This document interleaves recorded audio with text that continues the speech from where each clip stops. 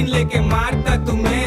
ಗುರು ನೀನು DM check ಮಾಡಲ್ವಾ Instagram ಅಲ್ಲಿ ಈ ತರ ಚರಣ್ ಸರ್ ಏನೋ message ಹಾಕಿದಾರಂತೆ he is asked me also to call you ಅಂತ ಅವರೇ ಎದುರುಗಡೆ ಸಿಕ್ಕಿದಾಗ ಬ್ರೋ ನಮಸ್ಕಾರ ಬ್ರೋ ಆರಾಮ ಬ್ರೋ ಟೀ ಕುಡಿತೀರಾ ಬ್ರೋ ಅಂತಾರೆ. ಅದೇ ಫೇಕ್ ಐಡಿ ನಲ್ಲಿ ಇಟ್ಕೊಂಡು ಬಂದ್ ಕಮೆಂಟ್ ಮಾತ್ರ ಏನೇನೋ ಹಾಕ್ತಾರೆ. ಬಟ್ ಅವಾಗ ಇದ್ದಿದ್ದು ಎಮ್ಎನ್ಎಂ ಜೊತೆ ನಿಂತ್ಕೊಂಡು ನಾನು ಇಸ್ಕೊಂತೀನಿ ಅಂತ ಇವಾಗ ಸೋಲೋ ನಿಂತ್ಕೊಂಡು ಇಸ್ಕೊಂತೀನಿ. 4 ಲೈನ್ ಇರೋದನ್ನೇ 2 ಅವರ್ 3 ಅವರ್ ಎಲ್ಲ ಬ್ಯಾಕ್ ಟು ಬ್ಯಾಕ್ ರೆಕಾರ್ಡ್ ಮಾಡಿಸಿ ಹಂಗ್ ಮಾಡು ಹಿಂಗ್ ಮಾಡ ಹೇಳ್ತೀನಿ. ನಾನೊಬ್ಬ ರ್ಯಾಪರ್, ನಂದು ರ್ಯಾಪಿಂಗ್ ಸ್ಟೈಲೇ ಬೇರೆ ಇರುತ್ತೆ. ಇಷ್ಟನೇ ಹೇಳಿದ್ದು ಅಪ್ಪಂಗೆ ಈಗೋ ಹರ್ಟ್ ಆಗ್ಬಿಟ್ಟು ಬ್ಯಾಗ್ ಹಾಕೊಂಡು ನನ್ನ ಪಾಡಿ ನಾನು ಬಸ್ ಹತ್ಕೊಂಡು ಬಂದೆ ವಾಪಸ್ ಮನೆಗೆ. ಹಂಗೆ ಅವ್ರ ಜೊತೆಲ್ಲ ಯಾನಮ್ಮ ಕೆಲಸ ಮಾಡ್ತಾನೆ ಅಂತ ಎದುರು ಕಾಣಿಸಿದ್ರು ಹಂಗೆ ಗಾಡಿನಲ್ಲಿ ಹೋಗ್ಬೇಕಾದ್ರೆ ಎಲ್ಲ ನೋಡಿದೀನಿ ಏರಿಯಾನಲ್ಲಿ ಒಂದ್ಸಲ ಝೂಮ್ ಅಂತ ಹಂಗೆ ಹೋಗ್ಬಿಡೋದು, ತಿರುಗು ನೋಡ್ದಿರಾ ಇರೋದು. ಏನಾದ್ರೂ ಎಕ್ಸ್ಪ್ರೆಸ್ ಮಾಡ್ಕೊಳ್ಳೋದು ಬರ್ತಿದ್ರೆ ಅದೇ ಕಂಪ್ಲೇಂಟ್ ಅಂತ ಅನ್ಕೊಳ್ಳೋದು, ಅಥವಾ ಇವು ಹೀಗೆ 24 ಗಂಟೆ ಯೋಚನೆ ಮಾಡ್ತಾರೆ ಅಂತ ಅನ್ಕೊಳ್ಳೋದು. That is a huge red flag. Almost north Karnataka ಅಳಿಯ ಹಾಗೂ ನಾರ್ತ್ ಕರ್ನಾಟಕದ ಮಗ ಅಂಡ್ ಈ ಕಡೆ ಹಾಸನದ್ದು ಮಗ, ಬಟ್ ಪ್ರಾಡಕ್ಟ್ ಆಫ್ ಬೆಂಗಳೂರು. ಇಷ್ಟ ದಿನ ನೀವು ರ್ಯಾಪರ್ ಬಿಜ್ಜು ನೋಡ್ತಾ ಇದ್ರಿ, ಇವತ್ತು ನಾವು ಲವ್ ಗುರು ಬಿಜ್ಜುನ ಇಂಟ್ರೊಡ್ಯೂಸ್ ಮಾಡ್ಸಿದೀವಿ. ಸೆಲೆಬ್ರಿಟಿ ಪಾಡ್ಕಾಸ್ಟ್ಗೆ ಸ್ವಾಗತ. ನಾನು ಅಂಕಿತಾ ಗೌಡ. ಇವತ್ತು ಜಾಸ್ತಿ ತಡ ಮಾಡದೆ ಡೈರೆಕ್ಟ್ ಆಗಿ ವೆಲ್ಕಮ್ ಮಾಡ್ಬಿಡ್ತೀನಿ. ನನ್ನ ಜೊತೆ ಇದ್ದಾರೆ MC ಬಿಜ್ಜು. ವೆಲ್ಕಮ್. ನಮಸ್ಕಾರ MC ಬಿಜ್ಜು. ಎಸ್ ನಮಸ್ಕಾರ. ಫಸ್ಟ್ ಆಫ್ ಆಲ್ ತುಂಬಾ ಚೆನ್ನಾಗಿ ಕಾಣ್ತಾ ಇದ್ದೀರಾ. ಒಂದು ರ್ಯಾಪರ್ಸ್ ಎಲ್ಲ ಒಂದು ಸ್ಟೈಲ್ ಕ್ಯಾರಿ ಮಾಡ್ತಾರೆ, ಬಟ್ ಬಿಜ್ಜುದು ಒಂದು ಡಿಫ್ರೆಂಟ್ ಸ್ಟೈಲ್ ಇದೆ. ಸ್ಟೈಲ್ ಸೆನ್ಸು, ಫ್ಯಾಷನ್ ಸೆನ್ಸು, ಏನಂತಾರೆ ಸೆನ್ಸ್ ಆಫ್ ಡ್ರೆಸ್ಸಿಂಗ್, ಅದ್ರ ಮೇಲೆ ಎಷ್ಟು ಕಾನ್ಸಂಟ್ರೇಟ್ ಮಾಡ್ತೀರಾ ಯಾವ್ದಾದ್ರು ಇವೆಂಟ್ ಅಥವಾ ಏನಾದ್ರು ಸ್ಪೆಷಲ್ ಅಕೇಶನ್ಸ್? ಸೊ ಮುಂಚೆ ನಂದೊಂದು ತರ ಸ್ಟೈಲ್ ಇತ್ತು. ಹೆಂಗೆ ಅಂದ್ರೆ ದಬಡಿ ದಿಬಡಿ ಅಂತ ಹೇಳ್ತೀವಿ. ಎದ್ದಿದ ತಕ್ಷಣ ಏನ್ ಸಿಗುತ್ತೆ ಕಣ್ಣಿಗೆ, ಅಯರ್ನ್ ಆಗಿದ್ಯೋ ಇಲ್ಲೋ ಗೊತ್ತಿಲ್ಲ, ಹುಡುಗರ ಸ್ಟೈಲ್ ಅಲ್ವಾ, ಅದನ್ನ ಹಾಕೊಂಡು ಹಂಗೆ ಓಡ್ಬಿಡೋದು. ಗಿನ್ಸೆಟ್ಗೆ ಆಡಿದ್ದೆ ಆಟ ಅನ್ಕೊಂಡು ಹೆಂಗಾದ್ರು ಹಂಗೆ ಸ್ಟೈಲ್ ಹೆಂಗಂದ್ರೆ ಹಂಗೆ ಇರ್ತಾ ಇತ್ತು. ಸೊ ಜೀವನದಲ್ಲಿ ಬಾಳ ಸಂಗಾತಿ ಬಂದ್ಮೇಲೆ ಅದೊಂದು ಸ್ವಲ್ಪ ನಾನು ಅದೇ ಆಡ್ ಮಾಡೋಣ ಅಂತಿದ್ದೆ. ಇದೆಲ್ಲ ಇವ್ರದ್ದು ಏನು ಆರಾ ಚೇಂಜ್ ಆಗಿದೆಯಲ್ಲ, ಆ ಆರಾ ಚೇಂಜ್ ಹಿಂದೆ ಆಕ್ಚುಯಲ್ ಆರಾ ಇದಾರೆ. ಹೌದು 100% ಆಕ್ಚುಲಿ. ಬಿಕಾಸ್ ನನ್ನ ವಾರ್ಡ್ರೋಬ್ ಮುಂಚೆ ನೋಡಿದ್ರೆ ಯಾವ್ದೋ ಒಂದು ಈ ಸಂಡೆ ಬಜಾರಲ್ಲಿ ಗುಡ್ಡೆ ಹಾಕಿರ್ತಾರೆ ಆ ತರ ಕಾಣಿಸೋದು. ಫುಲ್ ಎಲ್ಲ ಗುಡ್ಡೆ ಕಲರ್ ಜಿಂಚಾಕ್ ಎಲ್ಲ. ಇವಾಗ ಒಂದು ಆರ್ಗನೈಸ್ಡ್ ಆಗಿ ಇವಾಗ ಅದೆಲ್ಲ ಏನಂತಾರೆ ಕ್ವಾಡ್ ಸೆಟ್ ಅಂದ್ರೆ ಏನು, ಲೈಕ್ ಏನಂತಾರೆ ಇನ್ನೊಂದೇನು ಪೇಸ್ಟಲ್ ಕಲರ್ಸ್ ಅಂದ್ರೆ ಏನು, ಅವೆಲ್ಲ ಇವಾಗ ಗೊತ್ತಾಗ್ತಾ ಇದೆ. So all thanks. ಇಲ್ಲೇ ಗುಡ್ ಚೇಂಜ್ ಅದು 100%. ಹಂಗಂತ ಅವಾಗ ಚೆನ್ನಾಗಿರ್ಲಿಲ್ಲ ಅಂತ ಅಲ್ಲ, ಇವಾಗ ಒಂಚೂರು ಇನ್ನು ಹೌದು ಇವಾಗ ಇಂಪ್ರೂವ್ ಆಗಿದೆ, ಬೆಟರ್ ಆಗಿದೆ. ಸೊ ಮೇನ್ಲಿ ಇವಾಗ ನಂದು ಹೆಂಗ್ ನೋಡ್ತೀನಿ ಅಂದ್ರೆ, ನೀವ್ ಹೇಳ್ತಿರಲ್ಲ ಈ ರ್ಯಾಪರ್ ಸ್ಟೈಲ್ ಅದೇ ಒಂಥರ ಇರುತ್ತೆ. That is what I try to achieve. ಇವಾಗ ಯಾವಾಗ್ಲೂ ಒಂಥರ ಹೊಸದಾಗಿರ್ಬೇಕು ಅನ್ನೋದ್ಕಿಂತ ನನ್ಗೆ ಕಂಫರ್ಟಬಲ್ ಆಗಿರ್ಬೇಕು ಮೇನ್ಲಿ. ಇವಾಗ ಇಲ್ಲೂ ಆಗಿದ್ರೆ ನಾನು ಜಾಕೆಟ್ ಹಾಕೊಂಡು ಫುಲ್ ಬಿನಿ ಎಲ್ಲ ಹಾಕೊಂಡು full wrapper style, UK drill ಅಂತ ಹೇಳ್ತಾರೆ, UK ಡ್ರಿಲ್ ಸ್ಟೈಲ್ ಅದೆಲ್ಲ ಬಂದಿದ್ರೆ ನಾನು ಬರೋಷ್ಟರಲ್ಲೇ ಫುಲ್ ಬೆವ್ತೋಗಿ ಮುಖ ಎಲ್ಲ ಇಳ್ದೋಗಿರೋದು. ಸೊ ಅದಕ್ಕೆ ಕಂಫರ್ಟಬಲ್ ಆಗಿ ಏನಿದೆ ಸಮ್ಮರ್ ಕ್ಲೋತ್ಸ್, ಸಮ್ಮರ್ ವೇರ್ ಹಾಕೊಂಡು ಆದಷ್ಟು ಹಿಪ್ ಹಾಪ್ ಮ್ಯಾಚ್ ಮಾಡೋ ತರ ಮಾಡೋದು ಅಂತ ಫುಲ್ ಚಿಲ್ಲಾಗಿ ಬಂದಿದ್ದೀವಿ ಅಂತ. ಸೂಪರ್. ಇದು ಈ ಪಾಡ್ಕಾಸ್ಟಲ್ಲಿ ಇವತ್ತು ನಿಮ್ಮನ್ನು ಮಾತಾಡ್ಸೋಕ್ಕೆ ಒಂಥರ ನಂಗೆ ಏನು ಅನ್ಸಿದೆ, ರೈಟ್ ಟೈಮ್ ಅನಿಸಿದೆ. ಯಾಕಂದರೆ ಆವಾಗ ನಾನು ತುಂಬ ಇಂಟರ್ವ್ಯೂಸ್ ಮಾಡುವಾಗ ರ್ಯಾಪ್ ಸಾಂಗ್ಗಳು ಮಾಡ್ತಾ ಇದ್ರಿ. ನಮ್ಗೆಲ್ರಿಗೂ ನಿಮ್ಮ ಬರವಣಿಗೆ ಇಷ್ಟ, ನೀವು ಹಾಡೋದು ಇಷ್ಟ. ಆ ಹಾಡುಗಳಿಂದ ಇಂಟರ್ವ್ಯೂ ಮಾಡ್ತಾ ಇದ್ವಿ. ಇತ್ತೀಚೆಗೆ ಕನ್ನಡ ಇಂಡಸ್ಟ್ರಿಯಲ್ಲಿ ನಿಮ್ಮ ಹಾಡುಗಳು ಮಿಂಚ್ತಾ ಇದೆ. ಸೊ ಹಾಗಾಗಿ ಒಂದು ಸ್ಪೆಷಲ್ ಅಕೇಶನ್ ಅಲ್ಲಿ ನಾವು ಇವತ್ತು ಮಾತಾಡ್ತಾ ಇದ್ದೀವಿ. ಸೊ ರೈಟ್ ನೌ ಆ ಗ್ರೋತ್ ಏನ್ ಅನ್ಸುತ್ತೆ ಬಿಜು? ಆ ಗ್ರೋತ್ ತುಂಬಾ ಖುಷಿ ಆಗುತ್ತೆ. ಮುಂಚೆಯಿಂದನೂ ನಮ್ಮ ಅಮ್ಮ ಹೇಳೋರು, ನಿನ್ ಮೂವಿಗೆ ಯಾಕೋ ಮಾಡಲ್ಲ, ಮೂವಿಗೆ ಮಾಡು, ಫಿಲಮ್ಗಳಲ್ಲೆಲ್ಲ ಮಾಡು, ಈ ಥರದ್ದೆಲ್ಲ ವರ್ಕೌಟ್ ಆಗುತ್ತೆ ಹಾಗೆ ಹೀಗೆ ಅಂತ. ನಾನು ಹೇಳ್ತಿದ್ದೆ, ಅಮ್ಮ ನಮ್ಮದೇ ಬೇರೆ ಲೈನ್ ಇದೆ, ಅದೇ ಬೇರೆ ಇದೆ, ಅದೇ ಬೇರೆ ದುನಿಯಾ, ನಮ್ಮದೇ ಬೇರೆ ದುನಿಯಾ, ಅದೆರಡು ಮರ್ಜ್ ಆಗೋದು ತುಂಬ ಕಷ್ಟ ಇದೆ, ತುಂಬ ಕಾಂಪ್ರಮೈಸ್ ಮಾಡಬೇಕಾಗತ್ತೆ ಲಿರಿಕಲ್ ಆಗಲಿ ಅಥವಾ ಹಾಗೆ ಹೀಗೆ ಅಂತ. ಅದು ನಾನು ಯಾವಾಗ ಫೀಲ್ಡಿಗೆ ಕಾಲಿಟ್ಟು ಚರಣ್ ರಾಜ್ ಸರ್ ಇರಲಿ ಅಥವಾ ಅಜನೀಶ್ ಅವರಾಗಿರಲಿ, ಅವ್ರು ಕೊಟ್ಟಿದ್ದ ಒಂದು ಏನಂತಾರೆ ಕಂಫರ್ಟಬಲ್ ಮಾಡಿ ನಮಗೆ ಅಲ್ಲಿ ಕೂರಿಸಿ ಹೇಳಿಸಿ ಮಾಡಿದ್ದು ರೀತಿ ಹೆಂಗಿತ್ತು ಅಂದರೆ ನಮಗೆ ಒಂಥರ, ನನಗೆ ಎಸ್ಪೆಷಲಿ ನನ್ಗೆ ಅನಿಸ್ತು, ಓಕೆ ಇದು ಏನಂತ ಚೇಂಜ್ ಇಲ್ಲ ಗುರು, ಬಟ್ ಬಿಗರ್ ಸ್ಕೇಲ್ ಅಫ್ಕೋರ್ಸ್. ಇದು ಒಂದು ದೊಡ್ಡ ವೇಲ್ ಆಗಿತ್ತು ಅಂದರೆ ನಮ್ಮದು ಇಂಡಸ್ಟ್ರಿ ಬಂದು ಒಂದು ಶಾರ್ಕ್ ಅಂತ ಅನ್ಕೊಳ್ಳೋಣ, ಆ ಥರ ಇದೆ. ಸೊ ತುಂಬ ಖುಷಿ ಆಗ್ತಾ ಇದೆ. ಹೋಗಿದ ಕಡೆ ಎಲ್ಲ ಎಷ್ಟೊಂದು ಜನ ರೆಕಗ್ನೈಸ್ ಮಾಡ್ತಾರೆ. ಮುಂಚೆ ಆಗಿದ್ರೆ ಬರೀ ಕಾಲೇಜ್ ಸ್ಟೂಡೆಂಟ್ಸ್ ಅಥವಾ ಬರೀ ರ್ಯಾಪ್ ಕೇಳುವಂಥವ್ರು ಅವ್ರು ಮಾತ್ರ ರೆಕಗ್ನೈಸ್ ಮಾಡೋರು. ಇವಾಗ ಆದ್ರೆ ಅಂಕಲ್ ಆಂಟಿಯಿಂದ ಹಿಡಿದು ಅಜ್ಜವರೆಗೂ ಅವರು ಎಲ್ಲರೂ ಹೇಳ್ತಾರೆ ಕೌಂಡ್ರೆ ಅವನೇ, ಅಥವಾ ಇನ್ನೊಂದು ಚಿಕ್ಕ ಚಿಕ್ಕ ಮಕ್ಕಳೆಲ್ಲ ಬ್ಯಾಕ್ ಬೆಂಚರ್ಸ್ ಅಂತ ಒಂದು ರೀಸೆಂಟ್ ಮೂವಿ ಬಂತು, ಬ್ಯಾಕ್ ಬೆಂಚರ್ ಸಾಂಗ್ ಮಾಡಿದಿರಲ್ಲ ನಾನು ನೀವು ಹಂಗೆ ಹೆಂಗೆ ಅಂತ ಅಂದ್ರೆ ಹಾ ಗುರು. ಸೊ ತರ ತುಂಬಾ ಖುಷಿ ಆಗುತ್ತೆ ಆಕ್ಚುಲಿ. ಬಿಜ್ಜು ಒಂದು ನಾರ್ಮಲ್ ಡೇ ಹೆಂಗಿರುತ್ತೆ? ನಾರ್ಮಲ್ ಡೇ ಆಕ್ಚುಲಿ ಫಿಲಮ್ದು ಸ್ಟಾರ್ಟ್ ಆದಾಗಿಂದ ನಾರ್ಮಲ್ ಡೇ ನೋಡಿಲ್ಲ, ಟು ಬಿ ಆನೆಸ್ಟ್. ಆಯ್ತು ಒಂದೂವರೆ ವರ್ಷ ಮೇಲೆ ಆಗ್ತಾ ಬಟ್ ದಟ್ ಇಸ್ ಗುಡ್ ಅಲ್ಲ, ಅಂದ್ರೆ ಅಷ್ಟು ಬ್ಯುಸಿ ಆಗಿರೋದಕ್ಕೆಲ್ಲ ಇಷ್ಟು ವರ್ಷ ನಾವು ಸ್ಟ್ರಗಲ್ ಮಾಡಿರೋದು ಅನ್ನೋ ತರ. ಸೊ ಮುಂಚೆ ಹೇಳ್ಬೇಕಂದ್ರೆ ನಾರ್ಮಲ್ ಡೇ ಸ್ಟಾರ್ಟ್ ಆಗ್ತಾ ಇದ್ದಿದ್ದೆ ಸ್ವಲ್ಪ ಲೇಟ್, ಯಾಕಂತಂದ್ರೆ ನಮ್ ಕೆಲಸ ಮುಗಿಯೋದು ಯೂಶಲಿ 12 ಇಲ್ಲ 1 ಆಗ್ತಾ ಇತ್ತು. ಯಾಕಂದ್ರೆ ಕ್ವೈಟ್ ಆಗಿರ್ಬೇಕು, ಅವಾಗ್ಲೇನೆ ಒಂದ್ ಸ್ವಲ್ಪ ಬರೆಯಕ್ಕಾಗತ್ತೆ ಅಥವಾ ಮ್ಯೂಸಿಕ್ ಕಂಪೋಸ್ ಮಾಡಕ್ಕಾಗತ್ತೆ. 6 ಗಂಟೆ ಸಾಯಂಕಾಲದಿಂದ ಸ್ಟಾರ್ಟ್ ಮಾಡಿದ್ರೆ ಕೆಲಸ ಮಾಡೋಕ್ಕೆ 12:30 1 ಗಂಟೆವರೆಗೂ ಆಗೋದು.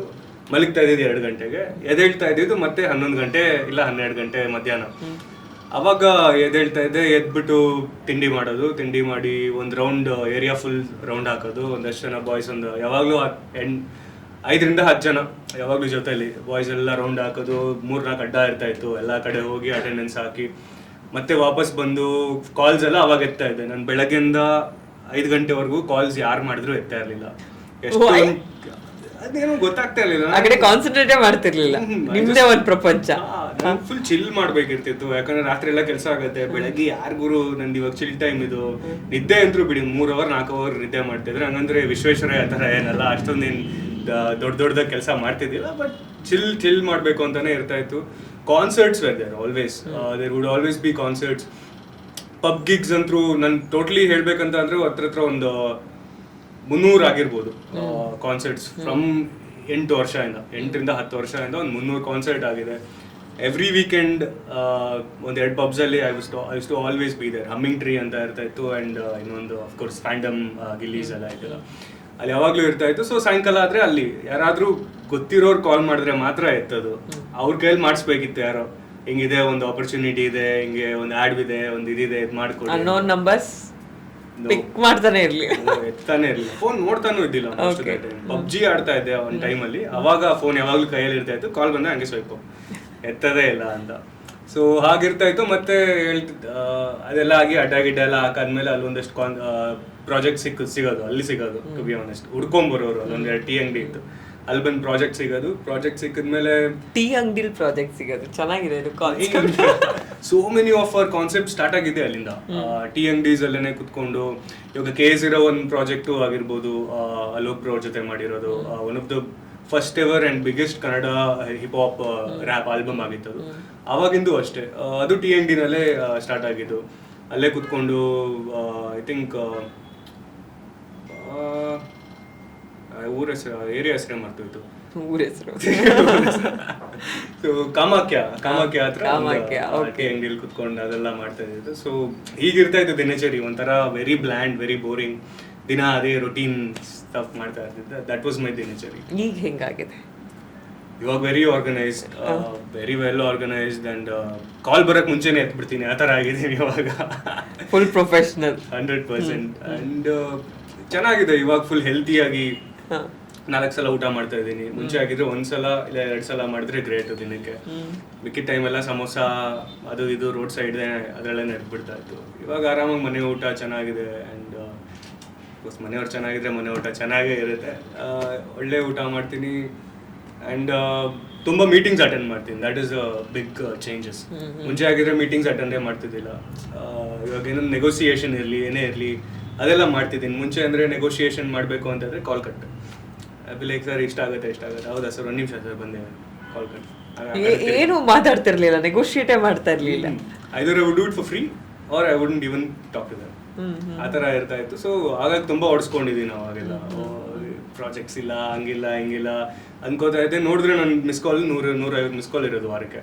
ಯಾವುದು ಎತ್ತಾನೆ ಇರಲಿಲ್ಲ. ಅಫ್ಕೋರ್ಸ್ ಆಪರ್ಚುನಿಟೀಸ್ ಬರ್ತಾ ಇರಲಿಲ್ಲ, ತಗೊಳ್ತಾ ಇರಲಿಲ್ಲ, ಮಾಡ್ತಾ ಇರಲಿಲ್ಲ. ಸೊ ಇವಾಗೆಲ್ಲ ಆದರೆ I am doing almost everything, whatever comes in to my radar. ನನಗೇನು ಕಂಫರ್ಟಬಲ್ ಇದೆ, ನನಗೇನು ಖುಷಿ ಕೊಡುತ್ತೆ, ಅದನ್ನೆಲ್ಲ ಇವಾಗ ಮಾಡ್ಕೊಂಡು ಬರ್ತಿದ್ದೀನಿ. ಈ ಚೇಂಜ್ ಓವರ್ ಎಲ್ಲಿಂದ ಆಗಿದ್ದು ನಿಮ್ಮ ಪ್ರಕಾರ? ಚೇಂಜ್ ಓವರ್ ಯಾವುದಾದ್ರೂ ಬಿಗ್ ಲೆಸನ್ ಆ ಥರ ಏನೋ ಒಂದು ಟ್ರಿಗರ್ ಮಾಡಿರುತ್ತೆ ಯಾವುದೋ ಮೂಮೆಂಟಿಗೆ, ಇಲ್ಲ this is not my life ಅನ್ನೋದು? Yeah of course there was one point ಹತ್ರ ಒಂದು 5-6 ವರ್ಷ ಹಿಂದೆ 6-7 years ago heavy I was very down. ಹತ್ರ ಒಂದು 20-25 ಕಿಲೋ ಕಮ್ಮಿ ಆಗಿದೆ ಟು ಬಿ ಆನೆಸ್ಟ್. ನಾನು ಹತ್ರ ಒಂದು 80-85 ಕಿಲೋವರೆಗೂ ಇದ್ದೆ. ಸ್ವಲ್ಪ ಹೆವಿ ಗುಂಡ್ಗೆ ಇದ್ದೆ ಆ ಟೈಮಲ್ಲಿ. ಹೆಂಗೆ ಅಂದರೆ ಇದೇ ಥರ ರೊಟೀನ್ ಮೇಂಟೈನ್ ಮಾಡಲ್ಲ, ಕರೆಕ್ಟ್ ಟೈಮ್ಗೆ ಊಟ ಮಾಡೋದು, ಕರೆಕ್ಟ್ ಟೈಮ್ ತಿನ್ನೋದು, ನೀರು ಕುಡಿಯೋದು ಅವೆಲ್ಲ ಸ್ವಲ್ಪ ಅಡ್ಡ ಹಾಕೋದು ಜಾಸ್ತಿ, ಅಲ್ಲಿ ಇಲ್ಲಿ ಬರೀ ಪಾರ್ಟಿ ಮಾಡು, ರಾತ್ರಿ ಎಲ್ಲ ಪಾರ್ಟಿ ಮಾಡು, ಬೆಳಗ್ಗೆಲ್ಲ ಮಲ್ಕೋ, ಆ ಥರದ್ದು ಇರ್ತಾಯಿತ್ತು. ಒಂದು ಟೈಮಲ್ಲಿ ಹೆಲ್ತ್ ಯಾವಾಗ ಸರಿಯಾಗಿ ಕೈ ಕೊಡ್ತು, ಮೋರ್ ದೆನ್ ಬಾಡಿದು ಏನೇ ಆದರೂ ಹೆಂಗೋ ತಡ್ಕೋಬೋದು, ಮೈಂಡ್ಗೆ ಏನಾದರೂ ಆಯಿತು ಅಂತ ಅಂದರೆ ಅವಾಗ ಗೊತ್ತಾಗಿದ್ದು ನನಗೆ. ಯಾವಾಗ ಅನ್ಕೋತಿದ್ದೆ ಎಷ್ಟೊಂದು ಜನ ಹೇಳ್ತಿರೋರು ಮೆಂಟಲ್ ಹೆಲ್ತ್ ಬಗ್ಗೆ ಮೆಂಟಲ್ ಹೆಲ್ತ್ ತುಂಬ ಇಂಪಾರ್ಟೆಂಟ್ ಇದೆ ಹಾಗೆ ಹೇಗೆ ಅಂತ. ನಾನು ಅನ್ಕೋತಿದ್ದೆ ಇದೆಲ್ಲ ಏನು ಸುಮ್ಮನೆ ಇವರೇನೋ ಊಟ ಹಾಕೊಂಡಿದ್ದಾರೆ, ಒಂದಷ್ಟು ಜನ ಏನೋ ಇದು ಮಾಡ್ಕೊಳ್ಳೋಕ್ಕೆ, ಅದರಿಂದ ಮೊನೋಪ್ಲಿ ಮಾಡ್ಕೊಳ್ಳೋಕ್ಕೆ ಏನೋ ಒಂಥರ ಫಾರಿನ್ ಡಾಕ್ಟರ್ಸ್ ಎಲ್ಲ ಏನೇನೋ ಮಾಡ್ತಿದ್ದಾರೆ ಅಂತೆಲ್ಲ ಆ ಥರ ಇತ್ತು ಒಂದು ಮೈಂಡ್ ಸೆಟ್ ಅವಾಗ. ಆಮೇಲೆ ಅರ್ಥ ಆಯಿತು ಒಂದು ಬೇಸಿಕ್ ಟಾಸ್ಕ್ ಮಾಡೋಕ್ಕೂ ಕೂಡ ಎಷ್ಟು ಇರಿಟೇಷನ್ ಆಗುತ್ತೆ, ಅಥವಾ ಹೆಂಗೆ ಅಂತ ಅನ್ಸೋದು, ಎದ್ದೇಳಕ್ಕೂ ಒಂಥರ ಮನ್ಸಿರ್ತಿರ್ಲಿಲ್ಲ. ಅವಾಗ ಅನ್ಸಿದ್ದು ನನಗೆ, ಯಾವಾಗ ಅಫ್ಕೋರ್ಸ್ ನಾನು ಮತ್ತು ನಮ್ಮ ಮಿಸ್ಸಸ್ ಅಂದರೆ ಅನಿತಾ ಅವರ ಯಾವಾಗ ಡೇಟ್ ಮಾಡೋಕ್ಕೆ ಸ್ಟಾರ್ಟ್ ಮಾಡಿದ್ವಿ, ಅವಾಗ she used to tell me ಇದಲ್ವಲ್ಲ ಲೈಫ್, ಹಿಂಗಿರಲ್ಲ. ಯೂಶಲಿ ಎಷ್ಟು ಯಾವ ಇಯರ್ದು ನೀವು ಮಾತಾಡ್ತಾ ಇರೋದು? I think this is around 2017 or 18 ಟೈಮ್ದು. ಅವಾಗ ಆಲ್ಮೋಸ್ಟ್ ಸರಿ ಹೋಗ್ತಿದೆ, but 100% I wasn't all right. ಆ ತಲೆಯಲ್ಲಿ ಇರೋದು ಯಾವಾಗಲೂ ಇದು ಯಾಕೋ ವರ್ಕೌಟ್ ಆಗಲ್ಲ, ಏನೇ ಮಾಡೋಕ್ಕೆ ಹೋದ್ರು ಇದು ವರ್ಕೌಟ್ ಆಗಲ್ಲ, ಇದಾಗತ್ತಾ, ಇದು ಇಲ್ವಾ, ಕ್ವಶನ್ ಮಾರ್ಕ್, ಯಾವಾಗಲೂ ಒಂದು ಕ್ವಶನ್ ಮಾರ್ಕ್ ಇರೋದು. ಸೊ ಆ ಕ್ವಶನ್ ಮಾರ್ಕ್ ನನಗೆ ಲೆಥಾರ್ಜಿಕ್ ಮಾಡ್ತು. ಅಫ್ಕೋರ್ಸ್ ತುಂಬ ಯಾವಾಗಲೂ ಅಸಡ್ಡೆ, ಏನೇ ಮಾಡೋಕ್ಕೆ ಹೋದ್ರು ಅಸಡ್ಡೆ, ಅಸಹ್ಯ ಪಡ್ಕೊಳ್ಳೋದು, ಮಾಡೋದೇ ಇಲ್ಲ, ನನಗೆ ಇದು ಆಗೋದೇ ಇಲ್ಲ, ನಾನು ಇರೋದೇ ಹಿಂಗೆ. ಸೊ ಆ ವರ್ತನೆ 24 ಗಂಟೆ ಇರೋದು. ಸೊ ಅವಾಗಿಂದ when she started telling me this is not how it is, ಒಂದೆರಡು ಸಲ ಅವ್ರ ಹತ್ರನೂ ಆರ್ಗ್ಯುಮೆಂಟ್ ಮಾಡಿದ್ದೀನಿ, ಆಗುತ್ತೆ ಹಿಂಗೆ ನಾನು ಇರೋದೇ ಹಿಂಗೆ, ಐ ಆಮ್ ಲೈಕ್ ದೇಸ್, ಹಂಗೆ ಹಿಂಗೆ. ಯಾವಾಗ ಆಮೇಲೆ ಶಿ ಮೇಡ್ ಮಿ ಅಂಡರ್ಸ್ಟ್ಯಾಂಡ್, ಒಂದೇ ಮಾತಲ್ಲಿ ಹೇಳ್ಬೇಕಂದ್ರೆ ಹಿಂಗೆಲ್ಲ ಹಿಂಗೆ ಇರುತ್ತೆ ಅಂತ. ಆ್ಯಂಡ್ ಚೇಂಜಸ್ ನನ್ನಲ್ಲೇ ಕಾಣ್ಕೊಳ್ತಾ ಬಂದು, ಯಾವಾಗ ಅದೆಲ್ಲ ನಾನು ಅಳವಡಿಸ್ಕೊಂಡು ಬಂದು ಏನೇನು ಮಿಸ್ ಮಾಡ್ತಿದ್ದೆ ಲೈಫಲ್ಲಿ ಅದನ್ನೆಲ್ಲ ಅಳವಡಿಸ್ಕೊಂಡು ಬಂದಾಗ ಚೇಂಜಸ್ ಯಾವಾಗ ಆಯಿತು, ಅವಾಗ ನಾನು 100% ಅದ್ರ ಮೇಲೆ ನಂಬ್ಕೊಂಡು ಐ ಥಾಟ್ ಓಕೆ ಈ ಥರ ಇರುತ್ತೆ ನಾರ್ಮಲ್ ಲೈಫ್ ಅಂದರೆ ಒಂದು normal in the sense not exactly normal, ಒಂದು ಸಕ್ಸಸ್ಫುಲ್ ಆಗಬೇಕು ಅಂತ ಇರೋ ಒಬ್ಬ ವ್ಯಕ್ತಿಯ ಜೀವನ ಈ ಥರ ಇರುತ್ತೆ ಅಂತ ನಂಗೆ ಅವಾಗ ಅನ್ಸಕ್ಕೆ ಸ್ಟಾರ್ಟ್ ಆಗಿದ್ದು. And that made me change. ಅಲ್ಲಿಂದ ಒಂಥರ ಫುಲ್ ಮೇಲೆ ಮೇಲೆ ಮೇಲೆ ಮೇಲೆ ಮೇಲೆ. ನೈಸ್ ಅಂದರೆ ಎಲ್ಲ ಯೂತ್ಸ್ ಅಂತ ತಗೊಂಡ್ರೆ, ಈಗ ಹುಡುಗಿರಾಗಿರ್ಬೋದು ಹುಡುಗರಾಗಿರ್ಬೋದು, ಈ ಥರದ್ದು ಒಂದು ಫೇಸ್ ಎಲ್ಲರೂ ಸೇಮ್ ಸ್ಟೋರಿ ಅಲ್ಲದೆ ಇದ್ರೂ ಕೂಡ ಅದೊಂದು ಫೇಸ್ ಕ್ರಾಸ್ ಮಾಡೇ ಇರ್ತಾರೆ. ಆ ಏಜು ಆ ಟೈಮ್ ಲೈನ್ ಅಲ್ಲದೆ ಇರ್ಬೋದು, ಬಟ್ ಅದೊಂದು ಇರುತ್ತೆ. ಒಂದು ಸೀರಿಯಸ್ನೆಸ್ ಬರೋದಕ್ಕಿಂತ ಮುಂಚೆ ಮತ್ತು ಸೀರಿಯಸ್ನೆಸ್ ಬಂದಮೇಲೆ ಆ್ಯಕ್ಚುಯಲ್ ಲೈಫ್ ಏನು ಅನ್ನೋದು. ಒಳ್ಳೆ ಗ್ರೋತ್ ಆಗ್ತಾ ಇದೆ, ಗುಡ್. ನಮಗೂ ಎಲ್ಲ ತುಂಬ ಖುಷಿ. ಅಪ್ಪಟ್ಟ ಕನ್ನಡದ ಪ್ರತಿಭೆಗಳು ಬೆಳಿಬೇಕು ಅನ್ನೋದು ನಮ್ಗೆ ಆಸೆ. ರಿಲೇಷನ್ಶಿಪ್ ಬಗ್ಗೆ ಮಾತಾಡೋಣ ಒಂದು ಸ್ವಲ್ಪ ಬಿಕಾಸ್ ಈಗ ತುಂಬ ದೊಡ್ಡವರು ಅದ್ರ ಬಗ್ಗೆ ಮಾತಾಡಿದಾಗ ಈ ಜನ್ರೇಷನ್ಗೆ ಸ್ವಲ್ಪ ಕನೆಕ್ಟ್ ಆಗೋದಕ್ಕೆ ದೂರ ಅನ್ಸ್ಬೋದು. ಅವ್ರ ಒಂದಷ್ಟು ಓಲ್ಡ್ ಸ್ಕೂಲ್ ಸ್ಟೋರೀಸ್ ಇರುತ್ತೆ, ಬಟ್ ನಿಮಗೆ ಈ ಥರದ ಪ್ರಶ್ನೆಗಳು ಕೇಳೋದಕ್ಕೆ ನಂಗೆ ಆಪ್ಟ್ ಅಂತ ಅನಿಸ್ತದೆ. ಹಾಗಾಗಿ ನಿಮ್ಮದು ಲವ್ ಮ್ಯಾರೇಜು, ಈಗ ಒಂದು 3 ಸಲ ಮೆನ್ಷನ್ ಮಾಡಿದ್ರಿ ಆ ಚೇಂಜಸ್ ಏನಾಗಿದೆ ಅಂತ. ಈಗ ಒಂದು ಥಾಟ್ ಪ್ರೊಸೆಸ್ ತುಂಬ ಮೇಜರ್ ಆಗಿರೋದಂದ್ರೆ, ನಾವೇನೋ ಕರಿಯರ್, ನೀವು ಹೇಳ್ತಾ ಇದ್ರಿ ಸಕ್ಸಸ್ ಆಗಬೇಕು ಅಂತ ಬಂದಿರೋ ವ್ಯಕ್ತಿ ಕರಿಯರ್ ಅಂತ ಕಾನ್ಸಂಟ್ರೇಟ್ ಮಾಡುವಾಗ ಪರ್ಸ್ನಲ್ ಲೈಫ್ನೆಲ್ಲೋ ಹಿಂದೆ ಬಿಡ್ತಾ ಬರ್ತಾರೆ. ಇರುತ್ತೆ ರಿಲೇಷನ್ಶಿಪ್, ಕಾನ್ಸಂಟ್ರೇಟ್ ಮಾಡಲ್ಲ, ಪಾರ್ಟ್ನರ್ ಜೊತೆ ಜಗಳ ಅಥವಾ ಅದನ್ನ ಕಳ್ಕೊಳ್ಳೋದು, ಅದಕ್ಕೆ ಇಂಪಾರ್ಟೆನ್ಸ್ ಕೊಡದೇ ಇರೋದು, ಆ ವ್ಯಕ್ತಿ ನೆಗ್ಲೆಕ್ಟ್ ಮಾಡೋದು, ಅಥವಾ ಅದು ಬೇಡ ಈಗ ಅನ್ನೋ ಥರದ್ದು. ಇದನ್ನ ಎರಡು ಸೈಮಲ್ಟೇನಿಯಸ್ಲಿ ತಗೊಂಡು ಹೋಗೋದು ಎಷ್ಟು ಇಂಪಾರ್ಟೆಂಟ್ ಆಗುತ್ತೆ ಲೈಫ್ಗೆ ಅಂತ. ಅಫ್ಕೋರ್ಸ್ ಇದು ಬಹಳ ಮಹತ್ವ ಇದೆ. ಇದು ಎರಡನ್ನೂ ಏನಂತಾರೆ ಬ್ಯಾಲೆನ್ಸ್ ಮಾಡ್ಕೊಂಡು ಹೋಗೋದು, ಅದರಿಂದನೇ ಒಬ್ಬ ವ್ಯಕ್ತಿ it makes a person or breaks a person basically. ಇವಾಗ ಮುಂಚೆ ಎಲ್ಲ ಆಗಿತ್ತು ಅಂದರೆ ನಾವು ಚಿಕ್ಕವರಿರುವಾಗೆಲ್ಲ ನೋಡ್ತೀವಿ 25 ವಯಸ್ಸು ಒಳಗಡೆನೆ ಎಷ್ಟೊಂದು ಜನ ಮದುವೆ ಆಗ್ಬಿಡ್ತಾ ಇದ್ರು. ಆ್ಯಂಡ್ ಇವಾಗೆಲ್ಲ ಹೇಗಾಗಿದೆ ಅಂದರೆ ನನ್ನ ಕಾಲ ಮೇಲೆ 75 ಜೊತೆಲಿ ಇರ್ತಾ ಇದ್ರು, 75 ಜೊತೆ ಇರುತ್ತೆ. ಇವಾಗ 25-35 ಹೋಗೋದನ್ನು ಕಷ್ಟ ಆಗ್ತಿದೆ.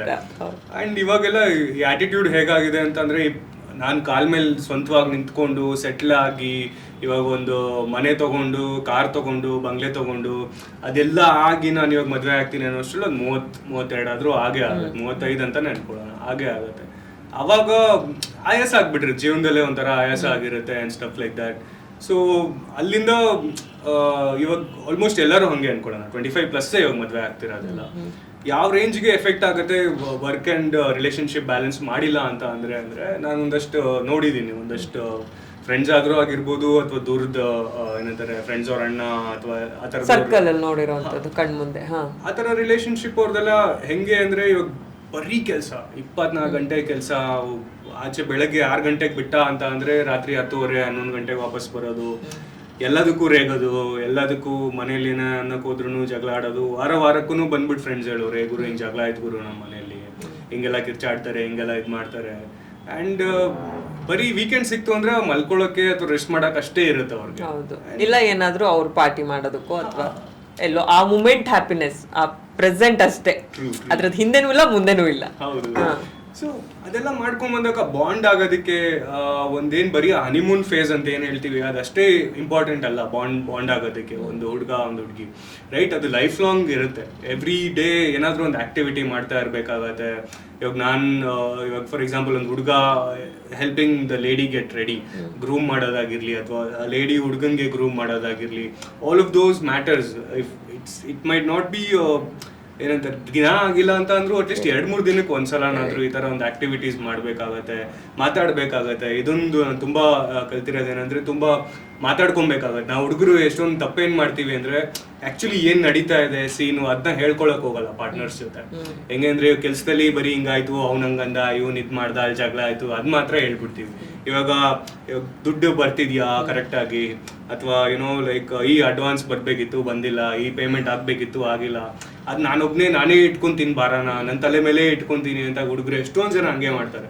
ನನ್ನ ತಲೆ ಮೇಲೆ ಇರಲಿ ಅದು, ನಾನು ಏನು ಹೇಳಕ್ಕೆ ಹೋಗಲ್ಲ. ಅದರಿಂದ ತುಂಬ ಜಗಳಗಳಾಗುತ್ತೆ. ಯಾಕಂತಂದ್ರೆ ಇರಿಟೇಷನ್ ಸ್ಟಾರ್ಟ್ ಆಗುತ್ತಲ್ವ, ಜಾಸ್ತಿ ಲೋಡ್ ಆದಷ್ಟು ತಲೆನಲ್ಲಿ. ಇವಾಗ ಏನೇ ಒಂದು ಪಾರ್ಟ್ನರ್ ಏನೇ ಒಂದು ಮಾತು ಹೇಳಿದ್ರು ಅವ್ರಿಗೆ ಹೆಂಗ್ ಅನ್ಸುತ್ತೆ ಅಂದರೆ ಇರಿಟೇಷನ್ನೇ ಆಗುತ್ತೆ.